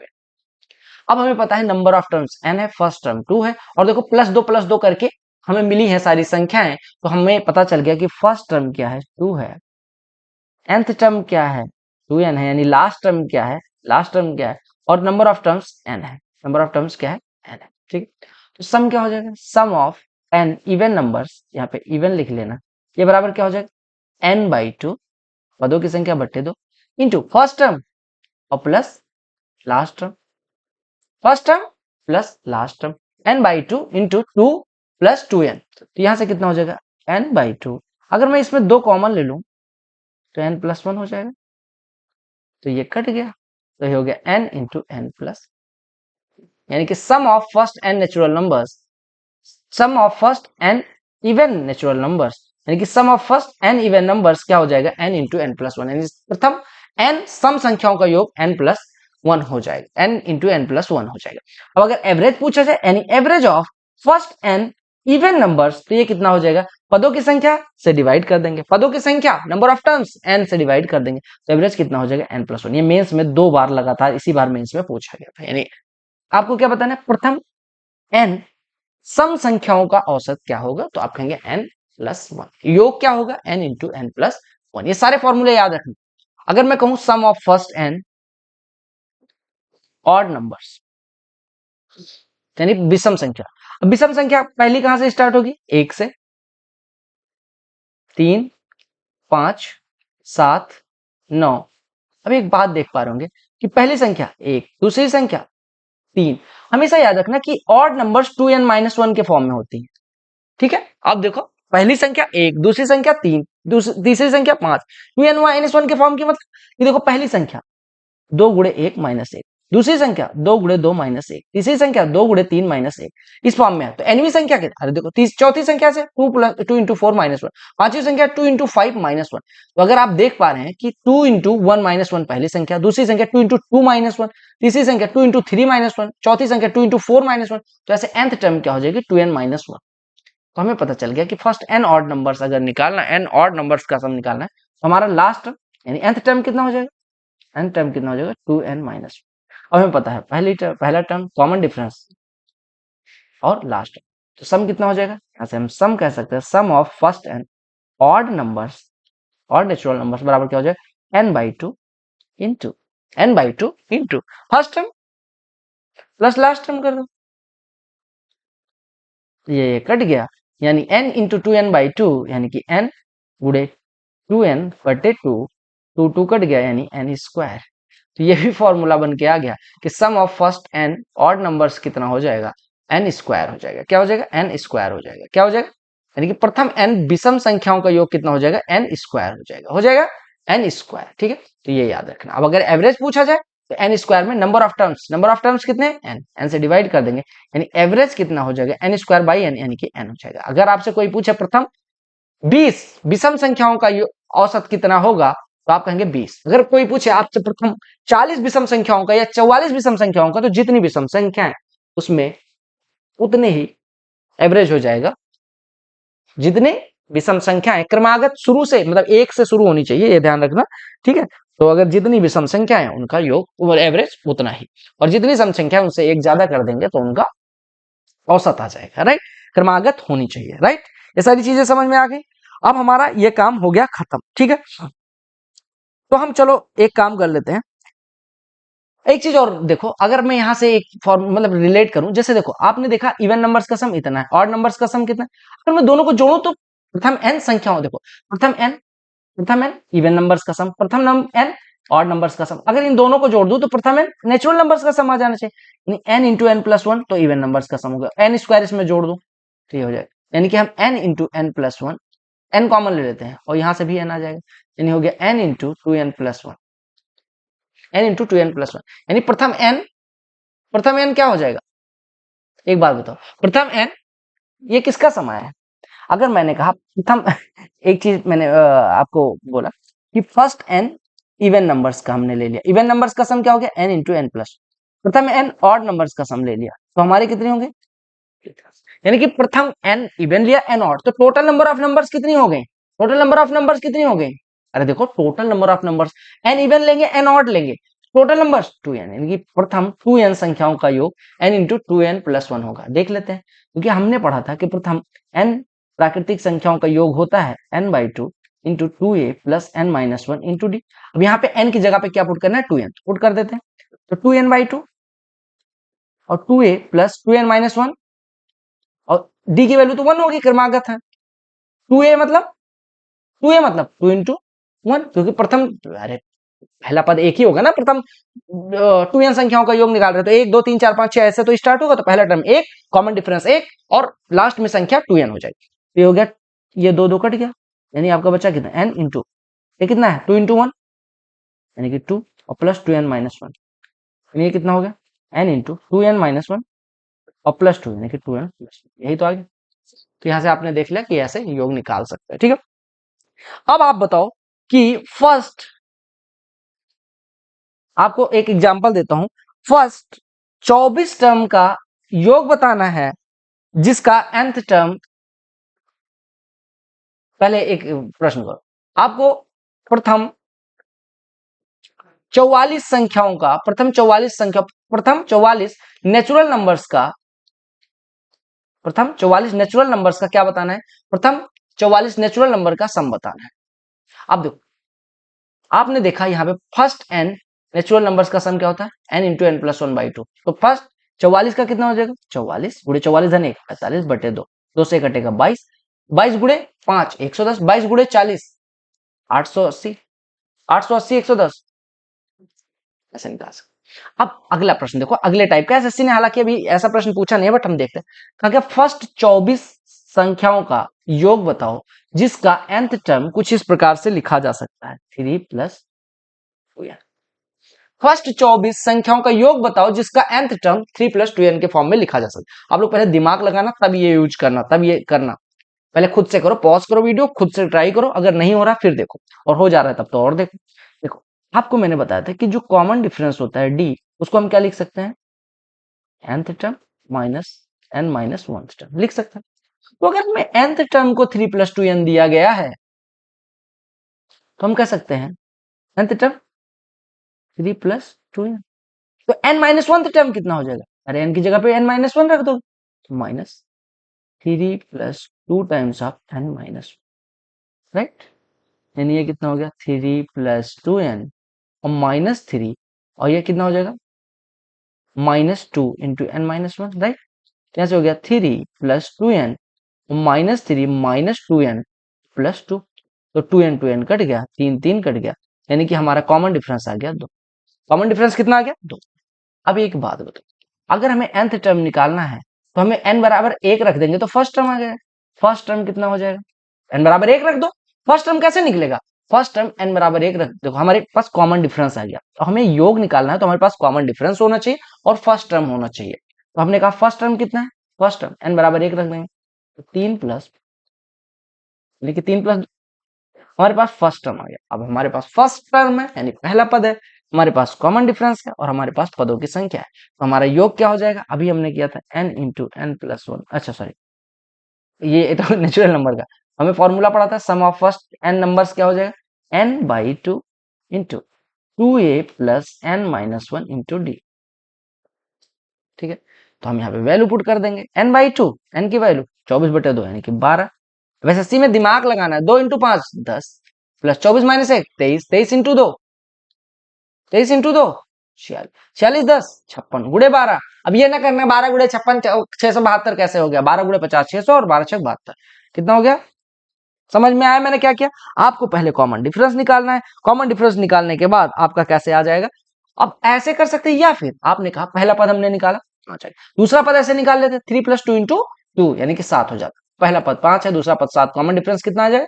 तो कॉमन डिफरेंस आ गया, आपको सीधे वैल्यू। तो ये तो मैंने समझाने के लिए करा और ये आपका एसएससी में निकालना है, ठीक है। तो ऐसे करते हैं। अब आप एक बात बताना, एक वो दे रहा हूं आपको। अच्छा चलो एक और प्रश्न कर लेते हैं। आपसे कहा गया कि आपको एक एपी का यानी एरिथमेटिकल प्रोग्रेशन का सम निकालना है, जिसका फर्स्ट 22 टर्म्स का सम निकालना है, जिसका डी बराबर 7 है और 22वां पद 149। समझ में आया? सम ऑफ 22 टर्म निकालना है, यानी कि प्रथम 22 पदों का योग उस सीरीज के निकालना है, जिसका कॉमन डिफरेंस 7 है और 22वां पद 149, ठीक है। देखो आपने पढ़ा था कि nth टर्म क्या होता है, खुद से ट्राई करो, नहीं हो रहा है फिर देखो, और हो रहा है तो देखना ही पड़ा। nth टर्म क्या होता है? a + n-1 × d, right. हो गया। यहाँ पे a पता है? नहीं पता। हमने कहा a + n-1 × d यानी a, n कौन सा? 22वें टर्म की बात हो रही है, यानी n बराबर क्या पुट करेंगे? 22, तो 22 - 1 21 इंटू डी कितना है? 7, बराबर कितना दिया गया? nth टर्म कितना दिया गया? 22वां टर्म, यानी हमने t22 निकाला तो t22 कितना दिया गया? 149। कितना दिया गया? 149, यानी हमने यहां से कह दिया a + 147 बराबर 149। a बराबर कितना हो जाएगा? 149 - 147। अब हमने अभी जस्ट फॉर्मूला पढ़ा है कि पदों का योग n/2 × 2a + n-1 × d होता है। ये रिवाइज करते रहो मेरे साथ, n/2 × 2a + n-1 × d। अब आपके पास किस चीज की कमी है? आपके पास d है, आपके पास a है, पदों की संख्या 22, n की वैल्यू दी गई है, तो इसमें क्यों दिमाग में लगा वो डिस्टर्ब हो रहे हो? तो n की वैल्यू 22, 22/2 11, 2a 4 + n-1 21 × d 21 7 147, ठीक। तो आपने कहा 4 147 151, 151 गुणे 11, आपने कहा 151 और 1510 जोड़ दो तो कितना हो जाएगा? 1661, 1661 हो जाएगा। देख लेना, यही होना चाहिए, ठीक है। अब आप एग्जाम्पल छोड़ो, अब आप बताओ, ये होमवर्क है, होमवर्क नंबर 2, 51 टर्म्स का सम बताना, सम ऑफ 51 टर्म्स बताना है, जिसका सेकेंड टर्म 14 है और फोर्थ टर्म, ठीक है, 22। Sum of first 51 terms of the arithmetical progression whose second term is 14 and fourth term is 22, right? Fourth term is 22, right? ये आपको निकालना है, ठीक है। चलो बहुत सुंदर, ठीक है। अब हम देखते हैं,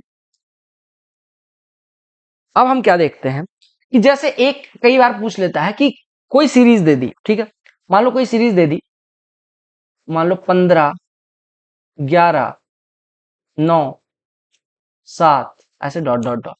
अब पूछ रहा है कि कौन सा टर्म इसका निगेटिव होगा, यानी फर्स्ट निगेटिव टर्म कौन से नंबर पे होगा।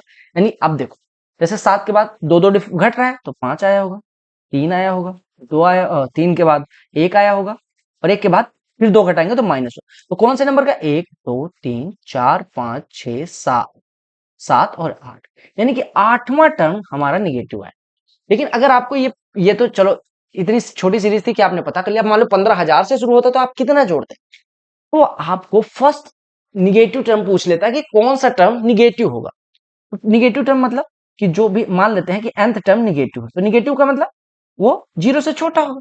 और nth टर्म का डेफिनेशन क्या होता है, nth टर्म की डेफिनेशन होती है a plus n minus 1 into d, और ये लेस देन 0 है। a की वैल्यू कितनी दी गई, 15, right, plus n minus 1, n minus 1, n minus 1, यानी कि n हमें नहीं पता, n माइनस, और d कितना है, देखो दो दो का कॉमन डिफरेंस है, लेकिन कॉमन डिफरेंस कितना है, अगले टर्म में से पिछला घटाते हैं, a n में से a n माइनस 1 है, nवें पद से उससे पहले वाला टर्म घटाते हैं, n minus 1 into D, D की वैल्यू लेस देन 0 है। या हम कह सकते हैं कि 15 -2 से multiply -2n plus 2 less than 0 है। यानी कि हम कह सकते हैं 15 2 17 -2n लेस देन 0 है। या हम कह सकते हैं कि 17 में से 2n अगर घटा रहे हैं 0 से कम है, अगर मैं कहूं कि 17 में से 2n घटा रहे हैं और निगेटिव हो जा रहा है, 17 में से 2n घटा रहे हैं तो निगेटिव हो जा रहा है, तो क्या हो जाएगा, 17 में से 2n घटा रहे हैं तो निगेटिव हो जा रहा है, यानी कि 2n दोनों साइड में जोड़ दो, यानी 17 2n से, यानी कि जो 2n है वो 17 से छोटा है, यही तो मतलब हो।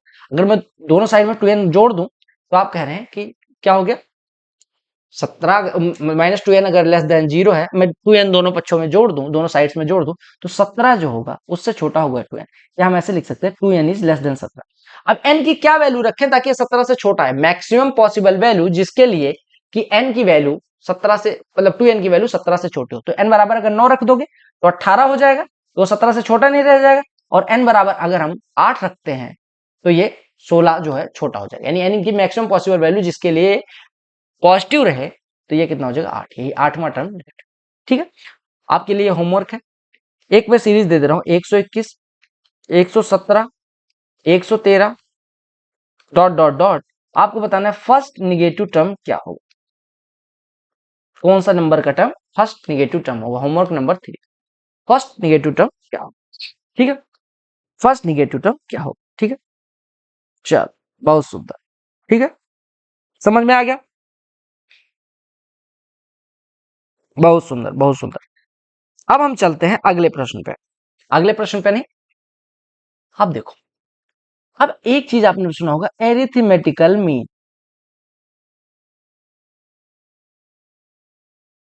समांतर माध्य क्या होता है, अगर मैं बात करूं कि ए बी और सी समांतर श्रेणी में है, आर इन ए पी, तो इसका समांतर माध्य क्या होगा अगर पूछा जाए। देखो, अगर ये समांतर श्रेणी में है तो हम बी को क्या लिख सकते हैं, ए में कॉमन डिफरेंस जोड़ के, सी को क्या लिख सकते हैं, बी में कॉमन डिफरेंस जोड़ के। अरे देखो, अगर ये समांतर श्रेणी में है तो पहला पद अगर ए है और कॉमन डिफरेंस डी है, तो बी की जगह पे ए प्लस डी आएगा और सी की जगह पे ए प्लस 2d आएगा। अब अगर मैं देखूं, अगर मैं कहता हूं कि ए और सी का योग निकालते हैं, ए प्लस सी कितना हो जाएगा, अगर हम क्या काम करते हैं, ए प्लस सी कैलकुलेट करते हैं तो कितना हो जाएगा, ए प्लस 2d, यानी ये कितना हो रहा है, 2a प्लस 2d। और अगर मैं दो कॉमन ले लेता हूं तो ये कितना हो जाएगा, ए प्लस, यानी कि a plus c is equal to 2 times of a plus d, और a प्लस डी किसकी वैल्यू है, b की, तो a प्लस सी बराबर 2 टाइम्स ऑफ क्या होता है, b, यानी कि b बराबर हो जाएगा a प्लस सी बाई 2। तो अगर आपने कहा अगर तीन संख्याएं a b c समांतर श्रेणी में है, अगर तीन संख्याएं ए बी सी समांतर श्रेणी में है तो बी की जो वैल्यू होगी वो ए और सी के सम की आधी हो जाएगी, और इसी बी को समांतर माध्य बोलेंगे। समझ में आया, अगर तीन संख्याएं, कोई भी संख्या हो सकती है, देखो 2 4 6 ये समांतर श्रेणी में है, आपने कहा हाँ दो दो जोड़ के, तो हम कह सकते हैं बीच वाली संख्या 4 बराबर हो जाएगा 2 प्लस 6 बाई 2। वही चीज कहा गया कि अगर तीन संख्याएं समांतर श्रेणी में है तो आप कहेंगे कि बी बराबर ए प्लस सी बाई 2, सिंपल सी बात होती है, समांतर माध्य हो गया, खत्म हो गया समांतर माध्य। अब हम बात करते हैं समांतर माध्य के बाद, ठीक है, ज्योमेट्रिकल प्रोग्रेशन, गुणोत्तर श्रेणी। यहां तक कोई दिक्कत किसी को नहीं होनी चाहिए मेरे भाई, ज्योमेट्रिकल प्रोग्रेशन क्या होता है? देखो, अभी हमने देखा था कि समांतर श्रेणी में ए में ए प्लस डी जोड़ दे रहे थे, ठीक है, तो वो मतलब कि डिफरेंस बराबर आ रहा था, a plus d a plus two d. Geometrical यानी कि गुणा किया गया, यानी एक ऐसी सीरीज जिसमें प्रत्येक पद में कुछ गुणा कर दिया जा रहा है, यानी ए में कोई संख्या आर का मल्टीप्लाई कर दो ए आर, फिर इसमें आर का मल्टीप्लाई कर दो a r into r, a r into r, फिर ऐसे ए आर इंटू आर, ये थर्ड टर्म है, इसमें भी आर से मल्टीप्लाई कर दो, ऐसे ऐसे करते जाओ। यानी अगर मैं बात करूं फर्स्ट टर्म क्या है, सेकेंड टर्म क्या है, थर्ड टर्म क्या है, फोर्थ टर्म क्या है, मैं लिखता हूं यहाँ।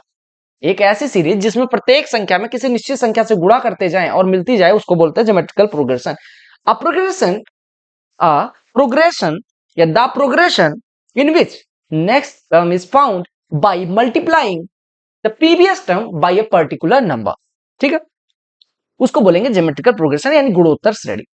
हम अगर लिख रहे थे तो क्या लिख रहे थे, आपने कहा T2, हमने T1 बराबर क्या लिखा ए, T2 क्या लिखा a into r, T3 a into r यानी ए इंटू आर स्क्वायर, ऐसे T4 कितना हो गया ए into are, right.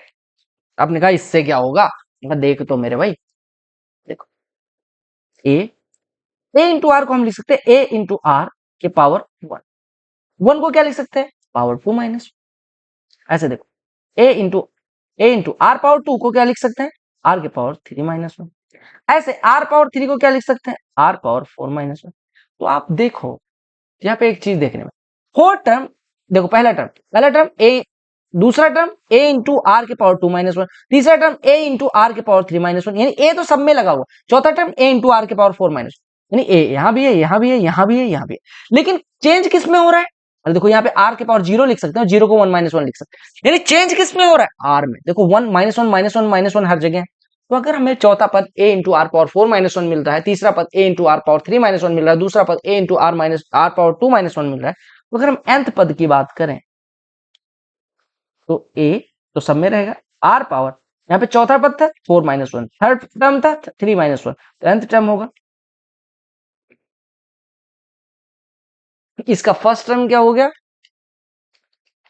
First term common ratio, इसको जैसे उसमें कॉमन डिफरेंस होता था तो इसमें चूंकि मल्टीप्लाई किया गया तो उसको कॉमन रेशियो बोलेंगे, यानी सर्वानुपात बोलेंगे, उसको लिखते हैं आर।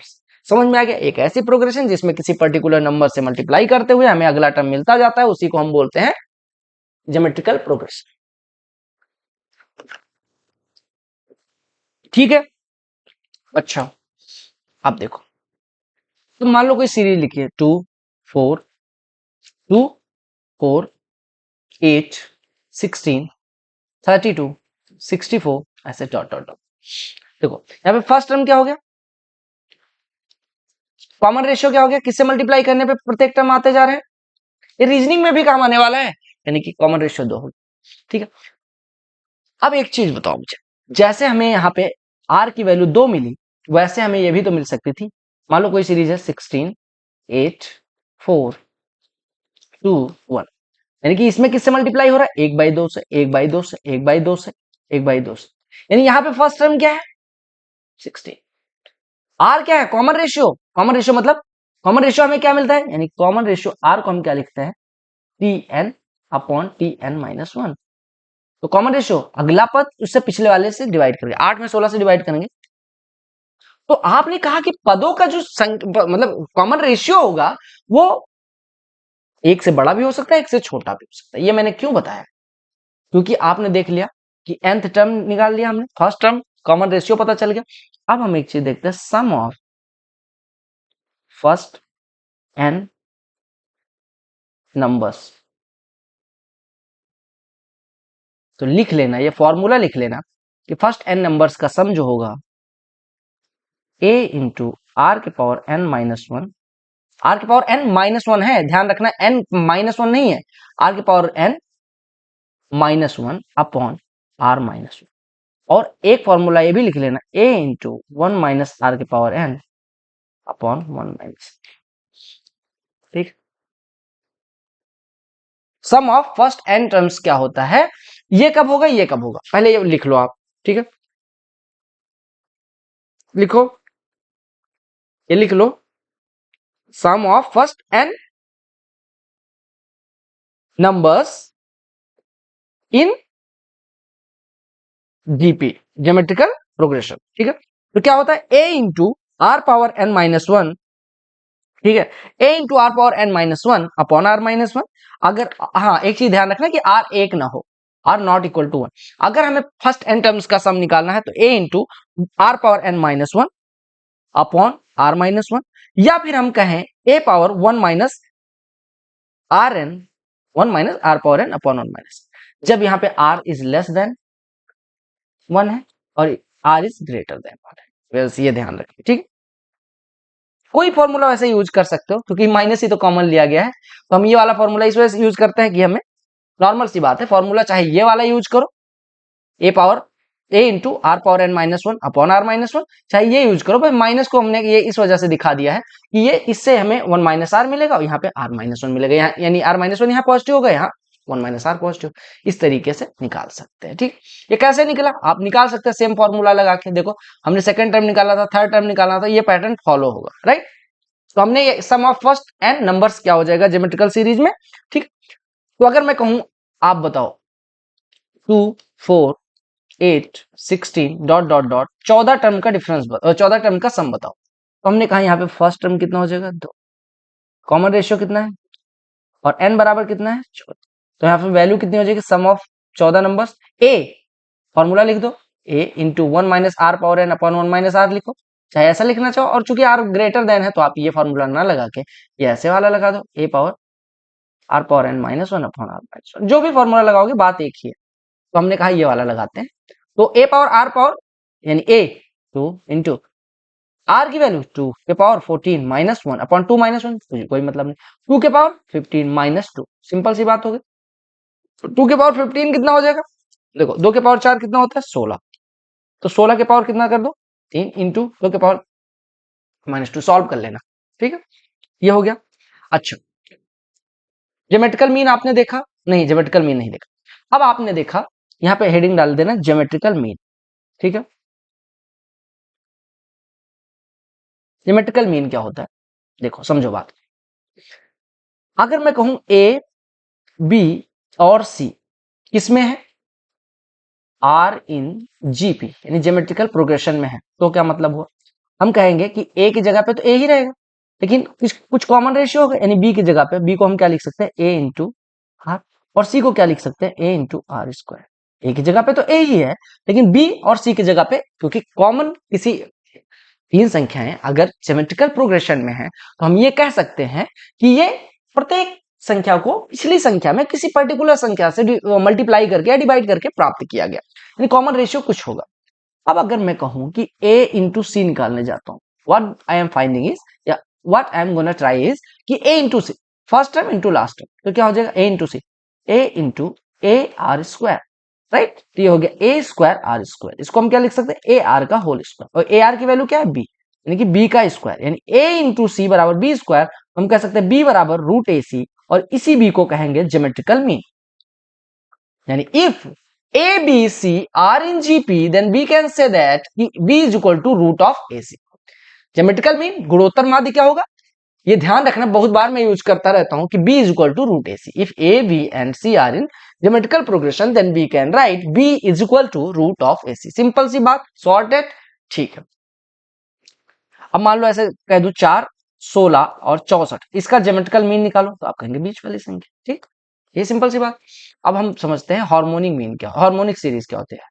तो तीसरी सीरीज की बात करी थी, हार्मोनिक सीरीज। राइट, हरात्मक श्रेणी, देखो ए बी सी डी ई ऐसे करके एक सीरीज लिखी हुई, अगर ये सीरीज हरात्मक श्रेणी है तो इस बेसिकली हरात्मक श्रेणी कुछ नहीं होती, समांतर श्रेणी का ही कुछ फॉर्म होता है। यानी अगर मैं कहूं ए बी सी डी ई हरात्मक श्रेणी में है, हरात्मक श्रेणी की डिफिनेशन सुनना। ठीक है, अभी डिफिनेशन बाद में सुना, पहले ये समझ लो हार्मोनिक सीरीज क्या होती है।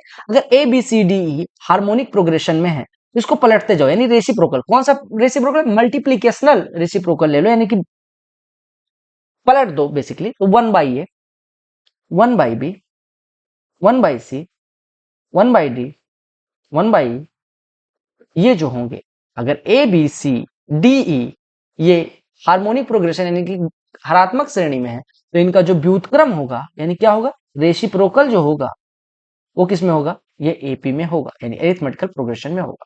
समझिए, मैं मान लेता हूं या उल्टा भी मान लेता हूं, 2 4 6 8 10, ठीक है। ये कोई किसमें है, एपी में है बिल्कुल, क्योंकि फर्स्ट टर्म 2, कॉमन डिफरेंस 2 और 5 पद है, ठीक। अगर ये एपी में तो इनका उल्टा कर दो, 1/2 1/4 1/6 1/8 और 1/10, ये जो सीरीज प्राप्त होगी उसको हम हार्मोनिक प्रोग्रेशन कहेंगे। समझ रहे हो मैं क्या कह रहा हूं। अगर अगर आपसे कहा जाए कि हार्मोनिक प्रोग्रेशन क्या होती है, किसी समांतर श्रेणी के किसी अरिथमेटिकल प्रोग्रेशन के टर्म्स का रेसिप्रोकल लेके जो सीरीज बनाई जाती है उसको हम बोलते हैं हार्मोनिक प्रोग्रेशन। हार्मोनिक प्रोग्रेशन क्या होती है मेरे भाई, हार्मोनिक प्रोग्रेशन होती है, हार्मोनिक प्रोग्रेशन क्या होती है, हार्मोनिक प्रोग्रेशन होती है, क्या होती है, हार्मोनिक प्रोग्रेशन होती है किसी भी अरिथमेटिकल प्रोग्रेशन के व्युत्क्रमों को करने से जो प्राप्त सीरीज होती है, ठीक है। अब देखो, हार्मोनिक मीन की भी बात होगी। अब मैं मान लेता हूं कि अभी हमने कहा था, ये हरात्मक माध्य की बात हो रही है, ठीक है। अभी हमने कहा था ए बी और सी ये हार्मोनिक प्रोग्रेशन में है, तो हमने अभी आपको एक रिजल्ट बताया था, अगर ये हार्मोनिक प्रोग्रेशन में है तो 1/A 1/B और 1/C किस में होंगे, एरिथमेटिकल प्रोग्रेशन में होंगे। और अगर ये एरिथमेटिकल प्रोग्रेशन में हो गए तो हम कह सकते हैं कि इसका बीच वाली संख्या जो होगी बाकी दोनों की योग की आधी होगी, यानी 1/B is equal to 1/A plus 1/C/2। भी देखो यहाँ पे हमने क्या कहा था, एरिथमेटिकल प्रोग्रेशन जब हमने पढ़ा था तो हमने कहा था एरिथमेटिकल प्रोग्रेशन में अगर a b C A P में है तो B is equal to A+C/2। Simple सी बात। तो यही फॉर्मूला हम यूज कर रहे हैं कि अगर ऐसे ए की जगह पे 1/A है, बी की जगह पे 1/B है, सी की जगह पे 1/C है, तो हम कह सकते हैं बीच वाली संख्या यानी 1/B इज इक्वल टू हो जाएगा बाकी दोनों के योग का आधा। तो हम कह सकते हैं, यहां से मैं सॉल्व कर दे रहा हूं, तो 1/B इज इक्वल टू, अगर मैं सॉल्व करूं, सी का 1 में गुणा प्लस ए का 1 में गुणा और इनका आपस में गुणा, और 2 चूंकि नीचे है तो 2 का भी इधर मल्टीप्लाई हो जाएगा, यानी अगर हम पलटे तो b बराबर हो जाएगा 2AC/A+C। यानी कि आपने एक फॉर्मूला प्राप्त किया, अभी क्या प्राप्त किया, फॉर्मूला प्राप्त किया। वो फॉर्मूला क्या कहता है मेरे भाई, ये फॉर्मूला कहता है कि अगर if A B and C are in harmonic progression, तो हम कह सकते हैं इनका माध्य क्या होगा 2AC/A+C, या हम कह सकते हैं कि इनका रिलेशन क्या होगा, b बराबर 2AC/A+C। यानी हार्मोनिक प्रोग्रेशन में क्या हो जाएगा इनका, यानी अगर मैं कहूं कि 4 1/4 1/6 1/8 ये HP में है, आप कहेंगे बिल्कुल, क्योंकि 4 6 8 इनका हर किसमें है, समांतर श्रेणी। और एक चीज और ध्यान रखना, हर समांतर श्रेणी में और अंश जो है वो किसमें होने, अरे मतलब हर समांतर श्रेणी में कहने का मतलब इसको पलटेंगे अगर इनके नंबर ऑफ, ऐसा ना देखना कि एक जगह 1 है, एक जगह 2 है, एक जगह 3 है और आप कह रहे हो समांतर श्रेणी में, आप इनको पलटें, यानी कि इनके टर्म्स को, जैसे 1/A 1/B और 1/C, ये अगर हार्मोनिक प्रोग्रेशन में है तो हम इनको पलटेंगे, यानी A इसको पलटेंगे, B इसको पलटेंगे, C ये AP में होंगे। तो अगर ये AP में है तो ये फॉर्मूला, और अगर ये HP में है तो ये फॉर्मूला समझ में आ गया होगा, ठीक है। एक और छोटी सी चीज देख लो, ठीक है, आगे काम आएगी, उसके बाद में हम आगे बढ़ेंगे, ठीक है। Sum of squares of first n natural numbers,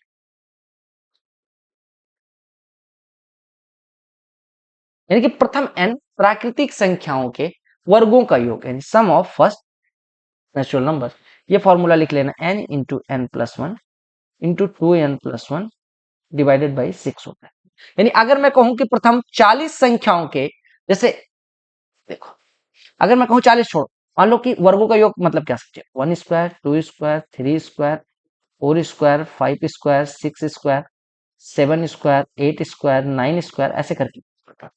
अगर मैं कहूं इन सबका सम बताओ, मान लो 9 स्क्वायर तक का सम, तो वैसे करने जाओगे तो अब जैसे 1 स्क्वायर 2 स्क्वायर केवल 2 का पूछूं तो आप आराम से निकाल दो, क्यों, क्योंकि n बराबर 2 पुट कर दो, अरे देखो 2 दूनी 4 और 1 5 होना चाहिए। अब वैसे निकालना फॉर्मूले से, प्रथम कितनी प्राकृतिक संख्या है 2, n बराबर 2 पुट कर दो इसमें, तो 2 इंटू 2 + 1 3 इंटू 2 इंटू 2 4 + 1 5 बाई 6, तो 6 कट गया आपका 5 आ गया। ऐसे 3 का ले लेते हैं, यानी कि 9 और जोड़ देते हैं, यानी 14 आना चाहिए। तो n बराबर 3 पुट करके देख लो, तो 3 इंटू 3 प्लस 1 4, 3 दूनी 6 7 बटे 6, 3 चौको 12, 3 चौको 12, 6 से कटेगा 2, 2 7 14, ठीक है। यानी कि फर्स्ट n नेचुरल नंबर्स के स्क्वायर का सम ये होता है। और ऐसे अगर हम देखें sum of sum of cubes of first n natural numbers, तो क्या होगा, यानी आपको क्या निकालना है, 1 का क्यूब प्लस 2 का क्यूब प्लस 3 का cube plus dot dot dot plus n का क्यूब, ये निकालना हो तो कैसे निकलेगा। आप कहेंगे ये कैसे निकलेगा, आपने कहा कि अगर इसका फॉर्मूला होता है sum of first n natural numbers के क्यूब का सम क्या होगा, n इंटू एन प्लस 1/2। ये क्या होता है, प्रथम n प्राकृतिक संख्याओं का योग, और इसी का अगर हम स्क्वायर कर दें तो ये हमारा आ जाता है sum of cubes of first n natural numbers.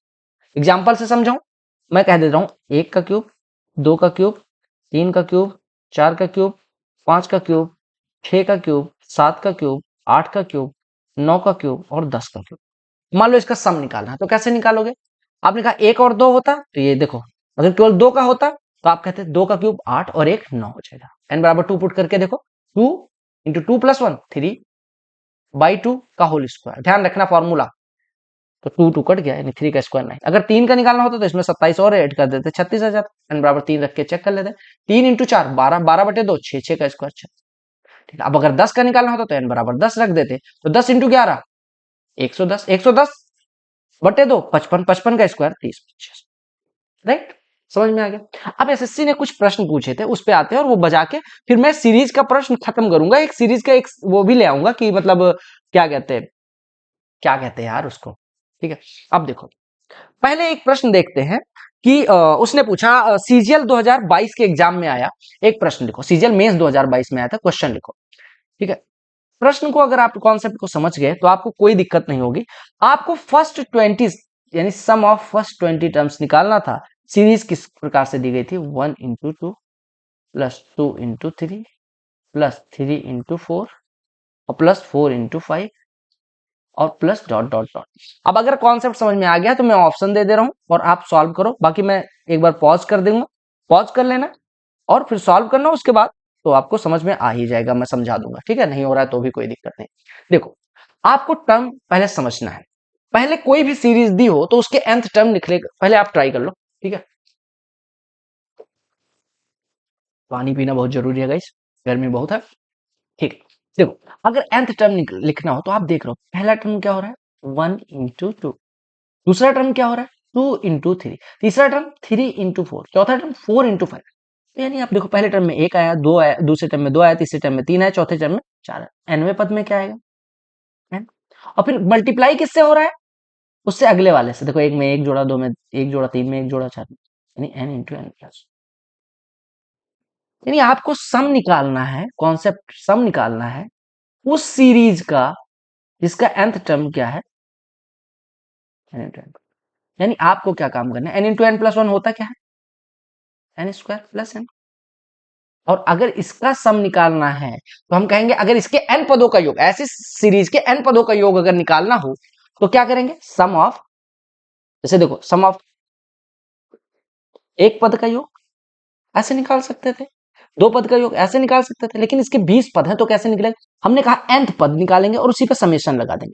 Summation आपको पता होगा कि अगर समेशन लगा है, summation of n square plus n है, तो इसको हम n स्क्वायर के समेशन भी, और समेशन ऑफ n स्क्वायर का मतलब क्या हुआ कि प्रथम n प्राकृतिक संख्याओं के वर्गों का योग, और सम ऑफ समेशन ऑफ n मतलब क्या हो गया, प्रथम n प्राकृतिक संख्याओं का योग। इसका फॉर्मूला क्या होता है n into N plus 1 into 2n plus 1, ठीक है, डिवाइडेड बाई 6, और इसका फॉर्मूला क्या होता है n into N plus 1 by. हमने क्या काम किया, जब कोई सीरीज, देखो ये कोई समांतर श्रेणी तो है नहीं, गुणोत्तर श्रेणी भी नहीं है, हरात्मक श्रेणी भी नहीं है, मतलब ना ये एपी है ना जीपी है ना एचपी है, तो क्या काम करेंगे, इसमें कुछ तो हमें देखना पड़ेगा, कोई पैटर्न, और पैटर्न क्या निकला, प्रोग्रेशन है, किस हिसाब से पता चली, क्योंकि इसका हर term n into N plus 1 के फॉर्म में लिखा है। अब अगर n पदों का योग निकालना है, सम ऑफ n पद, अगर समेशन लगा देंगे तो ये सम हो जाए, तो समेशन लगेगा, समेशन लगा और फॉर्मूले को खोल दो, तो n का n प्लस 1 में multiply n square plus 1, summation of n square plus n का मतलब कि n स्क्वायर का सम और n का सम, यानी कि प्रथम n summation of n square मतलब कि प्रथम n प्राकृतिक संख्याओं के वर्गों का योग। और समेशन ऑफ एन मतलब क्या हो गया, अधिकतम एन प्राकृतिक संख्या हो। दोनों फॉर्मूला रख दिया। अब यहाँ पे एन बराबर कितना है 20, पदों की संख्या कितनी है 20, एन बराबर 20 पुट कर लो। तो यहाँ पे कितना हो गया 20 इंटू 20 प्लस 1 21, 20 दूना 40, 1 40 बटे का 6 प्लस 20 इंटू 21 बटे 2 यानी कि 420 बटे 2 यानी कि 210। 6 से कटेगा बिल्कुल कट जाएगा, 3 से कटेगा 7 और 2 से कटेगा 10 यानी कि 70 गुणे 41, तो ये कितना हो जाएगा 2870। अरे 7 जीरो बाहर, 7 गुणे 41 287 प्लस 210, 28 दो 3080। आपका आंसर कहीं पे दिख रहा है 3080, 3080 दिख रहा है, बिल्कुल दिख रहा है। तो आपका करेक्ट ऑप्शन क्या होगा।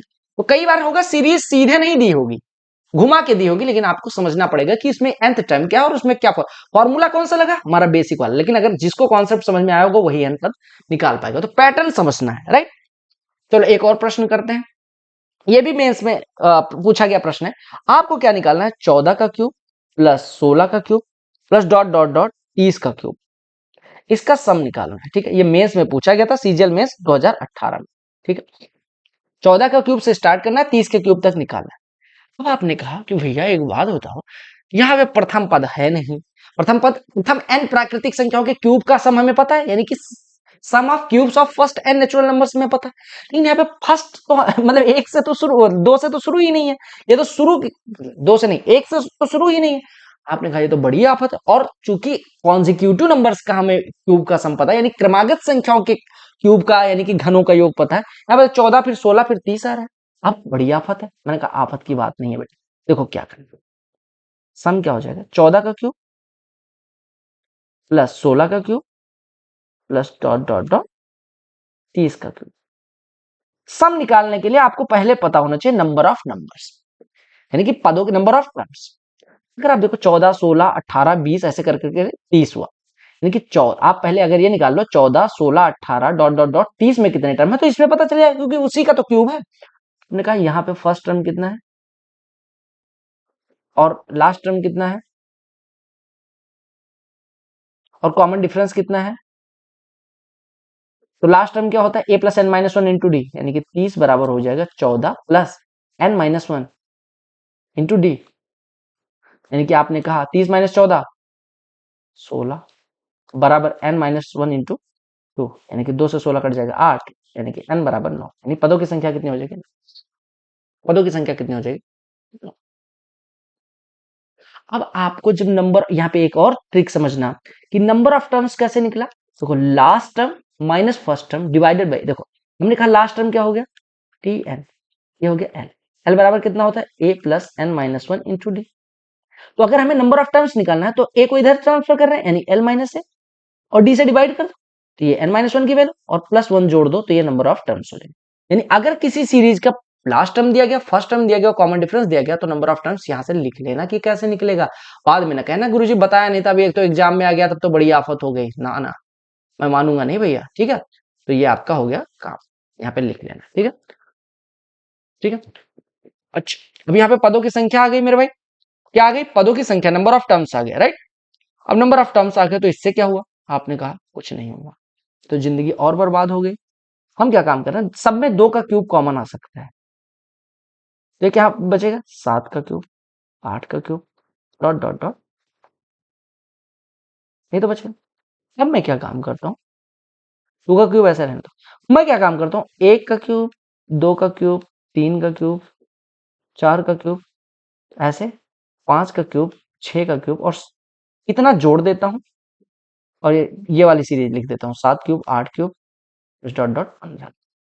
तो अगर इतना जोड़ा है तो इसको घटाना भी तो पड़ेगा, यानी 1 का क्यूब 2 का क्यूब 4 का क्यूब डॉट डॉट डॉट 6, यानी हमने इतना जोड़ा और इतना ही घटा दिया तो कोई फर्क नहीं है।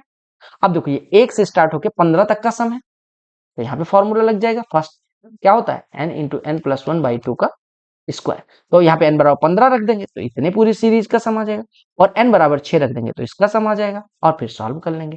सॉल्व करिए कैसे आएगा, ये 2 का क्यूब तो कॉमन है, 2 का क्यूब कॉमन रखो, तो 2 का क्यूब 1 प्लस 15 मतलब 1 से 15, n बराबर 15 रखें, 15 इंटू 16 बटे 2 यानी कि 15 इंटू 16 बटे 2 यानी 15 गुणे 8 120, 120 का स्क्वायर कितना हो जाएगा 144 माइनस 1 से लेके 6, n बराबर 6 रखोगे तो 6 इंटू 7 42, 42/2 21, 21 का स्क्वायर 441, यानी कि 14,400 माइनस 441 कितना हो जाएगा? 14,400 माइनस 441, तो 400 घटा दोगे तो -41 बचा है, समझ लो। तो -41 करोगे 14,000 में से, तो ये बचेगा 13,959, और इसमें किससे गुणा करना है? 8 से। अब जो ऑप्शन दिया गया था आपका, उसमें कुछ ऑप्शन इस प्रकार से था, ठीक है। मैंने कुछ गलत किया क्या? मैंने कुछ गलत किया क्या? ये आपका ठीक है, तो ये कितना हो गया? 8 9 72। ऑप्शन कितना कितना दिया गया था? मान लो 12, 120 212, ठीक है। सेकंड ऑप्शन दिया गया था 11 50 24, और थर्ड ऑप्शन दिया गया था 11 16 72। तो आप कह सकते हैं यहाँ से 8 9 जा 72, और 8 5 जा 40, और 7, यानी कि लास्ट के 2 डिजिट यही 72 का मैच हो रहा है। तो आपका आंसर कितना हो जाएगा? 72 वाला, 72 यानी कि 11 16 72, 11 16 72 आपका करेक्ट ऑप्शन हो जाएगा, राइट। तो ये मेंस का प्रश्न था। तो आप कई बार डायरेक्ट सीरीज नहीं होंगी, फॉर्मूला वही वाला यूज होगा। हमने क्या काम किया? 2 का क्यूब कॉमन लिया, अब उसके बाद 7 के क्यूब से 15 का क्यूब तक आया। अब हमें 7 से मतलब 7 के क्यूब से 15 के क्यूब तक का सम नहीं पता, लेकिन अगर हम 1 से लेके 6 का क्यूब जोड़ दें इसमें, तो हमें 1 से लेके 15 एक सीरीज मिल जाएगी, और 1 से लेके 6 और दोनों का फॉर्मूला पता है। तो ये दिमाग लगाना है, राइट। एक और प्रश्न ऐसा करते हैं, ठीक है। एक एमटीएस में पूछा गया था प्रश्न, ठीक है। क्या था प्रश्न? प्रश्न क्या था? वो मैं भूल गया क्या। हाँ, निकालो। ये प्रश्न आपके लिए होमवर्क है। 6 का क्यूब प्लस 7 का क्यूब प्लस 8 का cube plus dot dot dot 10 का क्यूब, ये आपसे पूछा गया था एसएससी एमटीएस एग्जाम में, ये 2017 के एग्जाम में एमटीएस में, ठीक है। और इसका ऑप्शन दिया गया 3025, 2900, 2800। अब इससे आसान प्रश्न तो नहीं हो सकता। ये प्रश्न आपके लिए होमवर्क नंबर 3 है। मुझे लगता है ये मैंने सारे प्रश्न लगभग करवा दिए, मतलब सारे टाइप के कॉन्सेप्ट कवर कर दिए। अब उसके बाद आपको कोई भी रैंडम सीरीज मिले तो पहला काम क्या करना है? आपको रैंडम सीरीज मिलते ही आपको पहला काम इस पे जो करना है वो ये है कि nth टर्म फाइंड करो, और nth टर्म में फिर समेशन अगर कहा जाए तो आप इस प्रकार से लगाओ, nth टर्म को एक्सपेंड करो, और उसके बाद कहीं भी n क्यूब आ जाएगा, कहीं पे n स्क्वायर आ जाएगा, और आपके पास ये 3 चीजें पता है, इस फॉर्म में तोड़ना है। उसके बाद आप आराम से निकाल पाओगे, या कोई पैटर्न सेट करो, क्यूब बना दो, या ऐसे करके बना दो, जैसे हमने अभी nth टर्म निकाला, ठीक है। तो हमने बेसिक चीजें क्या पढ़ी? हमने पढ़ी एरिथमेटिकल प्रोग्रेशन, हमने पढ़ी ज्योमेट्रिकल प्रोग्रेशन, हमने पढ़ी हार्मोनिक प्रोग्रेशन, और तीनों के लास्ट में एपी क्या होता है? एपी होता है, देखो, a plus d, a plus 2d के फॉर्म में होगा। इसका फर्स्ट टर्म ए होता है, रिवाइज करते हैं, इसका कॉमन डिफरेंस डी होता है। nth term a plus n minus 1 into D होता है। सम क्या होता है? n/2 2a plus n minus 1 into D होता है, या फिर हम कहें n/2 into a plus l होता है। Sum of first n natural number क्या होता है? n इंटू n प्लस 1/2 होता है, ठीक है। n की जगह पे 2n रख दोगे तो क्या हो जाएगा? n into n plus 1, n into n plus 1 क्या हो जाएगा हमारा? फर्स्ट n नेचुरल नंबर्स का सम क्या हो जाएगा? n इंटू n प्लस 1, ये फर्स्ट n नेचुरल वो इवन नंबर्स का सम, और ऑड नंबर्स का n स्क्वायर हो जाएगा, ठीक है।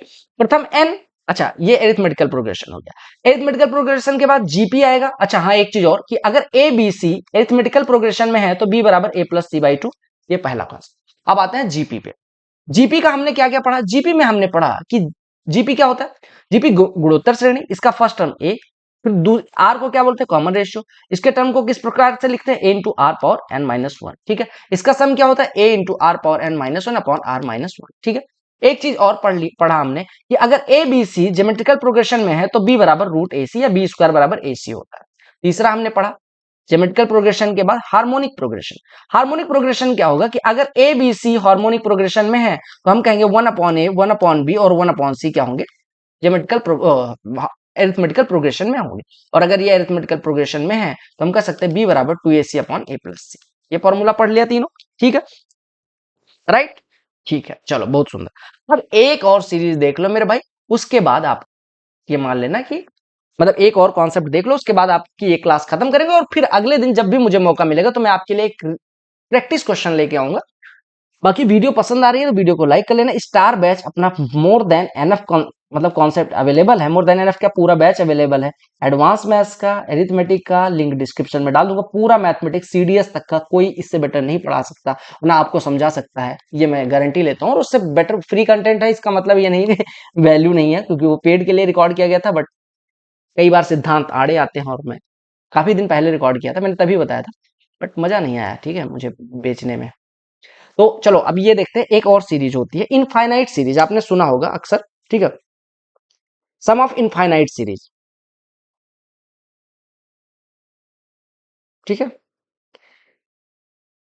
इसका फॉर्मूला आपने पढ़ा होगा कि देखो, एक सीरीज है, ठीक है, एक ज्योमेट्रिकल प्रोग्रेशन है। ज्योमेट्रिकल प्रोग्रेशन का मतलब गुणोत्तर श्रेणी है, a r square dot dot dot a r power N minus one और ए आर पावर एन। इसमें कितने टर्म्स है, अगर मैं कहूं, अगर इतनी होती तो कितने टर्म्स थे, तीन, इतनी हुई एन माइनस वन। अगर पूरी सीरीज लिख दिया जाए तो इसमें नंबर ऑफ टर्म्स कितने। अब अगर यहाँ पे ऐसी सीरीज थी तो हमने कह दिया नंबर ऑफ टर्म्स एन। अगर एक सीरीज में फिर से लिखूं, a r square a r cube a r power four dot dot dot a r power n dot dot dot, इसमें कहीं पे अगर मैं ना बताऊं कि नंबर ऑफ टर्म्स कितने हैं, तो इसको बोलेंगे इनफाइनाइट सीरीज। यानी कि इनफाइनाइट क्यों बोलेंगे, क्योंकि there are infinite number of terms, infinity number of terms, then we can say this series as infinite series. यानी एक ऐसी श्रेणी जिसका जो हो तो ज्योमेट्रिकल प्रोग्रेशन, बट उसमें नंबर ऑफ टर्म्स इनफाइनाइट हो, उसको इनफाइनाइट सीरीज कहेंगे। और ऐसी सीरीज का जो सम होता है, यानी सम ऑफ इनफाइनाइट सीरीज, वो इज इक्वल टू होता है first term upon one minus r. ये चीज ध्यान रखना, बहुत प्रश्न इससे पूछे जाते हैं, और कभी भी पूछ लेता है, तो आप घबराना नहीं, ठीक है। सबसे पहले तो आपको घबराना नहीं है, ठीक है। ठीक क्या हो गया भाई साहब, सबसे पहले तो आपको घबराना नहीं है। एक मिनट यार,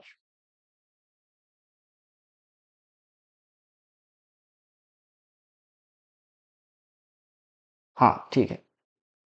ये क्या हो गया यार, अच्छा हाँ ठीक है, ठीक है। तो आप इसके एन टर्म्स का सम कैसे निकालेंगे, A upon one minus R, A upon one minus R. अब जैसे मैं एक सीरीज लिख दे रहा हूं, आप निकालो। एक, एक बटे दो, मान लो यहां से चार, दो, एक, एक बटे दो, एक बटे चार, एक बटे आठ, one, one by eight, one by sixteen, dot dot dot. अब इसका अनंत पद क्या होगा, हमें नहीं पता। तो इसका अगर सम कह दिया जाए, सम निकालो, तो कैसे, यहाँ पे फर्स्ट टर्म क्या है, कॉमन रेशियो क्या होता है, कॉमन रेशियो हमेशा आर इज इक्वल टू होता है t n upon t n minus one, ठीक है। तो यानी कि अगले मतलब जो पद है उससे पीछे वाले से अगर उसमें डिवाइड करेंगे तो आर की वैल्यू आ जाएगी टू बाई फोर, यानी वन बाई। अब हमें कैसे पता चला ये ज्योमेट्रिकल प्रोग्रेशन में, क्योंकि सबको पिछले टर्म से डिवाइड करो तो वन बाई टू ही। अब यहाँ पे अगर सम निकालना है तो फॉर्मूला रख दें, a upon one minus r, यानी कि four upon one minus r, one minus one by two, यानी कि four upon one by two, यानी कि ऊपर चला जाएगा, यानी कि सम आ। एक और होमवर्क ले लो, होमवर्क क्या है, इसके बीच में लिख दे रहा हूं, इसका निकालो। सोलह, चार, एक, एक बटे चार, एक बटे सोलह, चौसठ लिख लेना, एक बटे चौस 16 हो गया, एक बटे चौसठ डॉट डॉट डॉट, इसका सम बताना है। तो होमवर्क नंबर 4, ठीक है। आई होप आपको सारी चीजें समझ में आ गई होंगी। अगर समझ में आ गई है तो यहाँ पे क्लिक करके चैनल को सब्सक्राइब कर लेना। यहाँ पे आपको स्टार बैच दिख जाएगा, यहाँ पे आपको स्टार बैच एडवांस मैथ्स या जो भी दिख जाएगा, प्रीवियस ईयर क्वेश्चन दिख जाएंगे, और यहाँ पे आपको बहुत सारी वीडियोज मिल जाएंगी। तो क्लिक करके चैनल को सब्सक्राइब कर लेना। मिलते हैं अगली वीडियो में, तब तक के लिए bye bye, take care, love you all, the very best for all, King John, Vande Mataram and जय हिंद।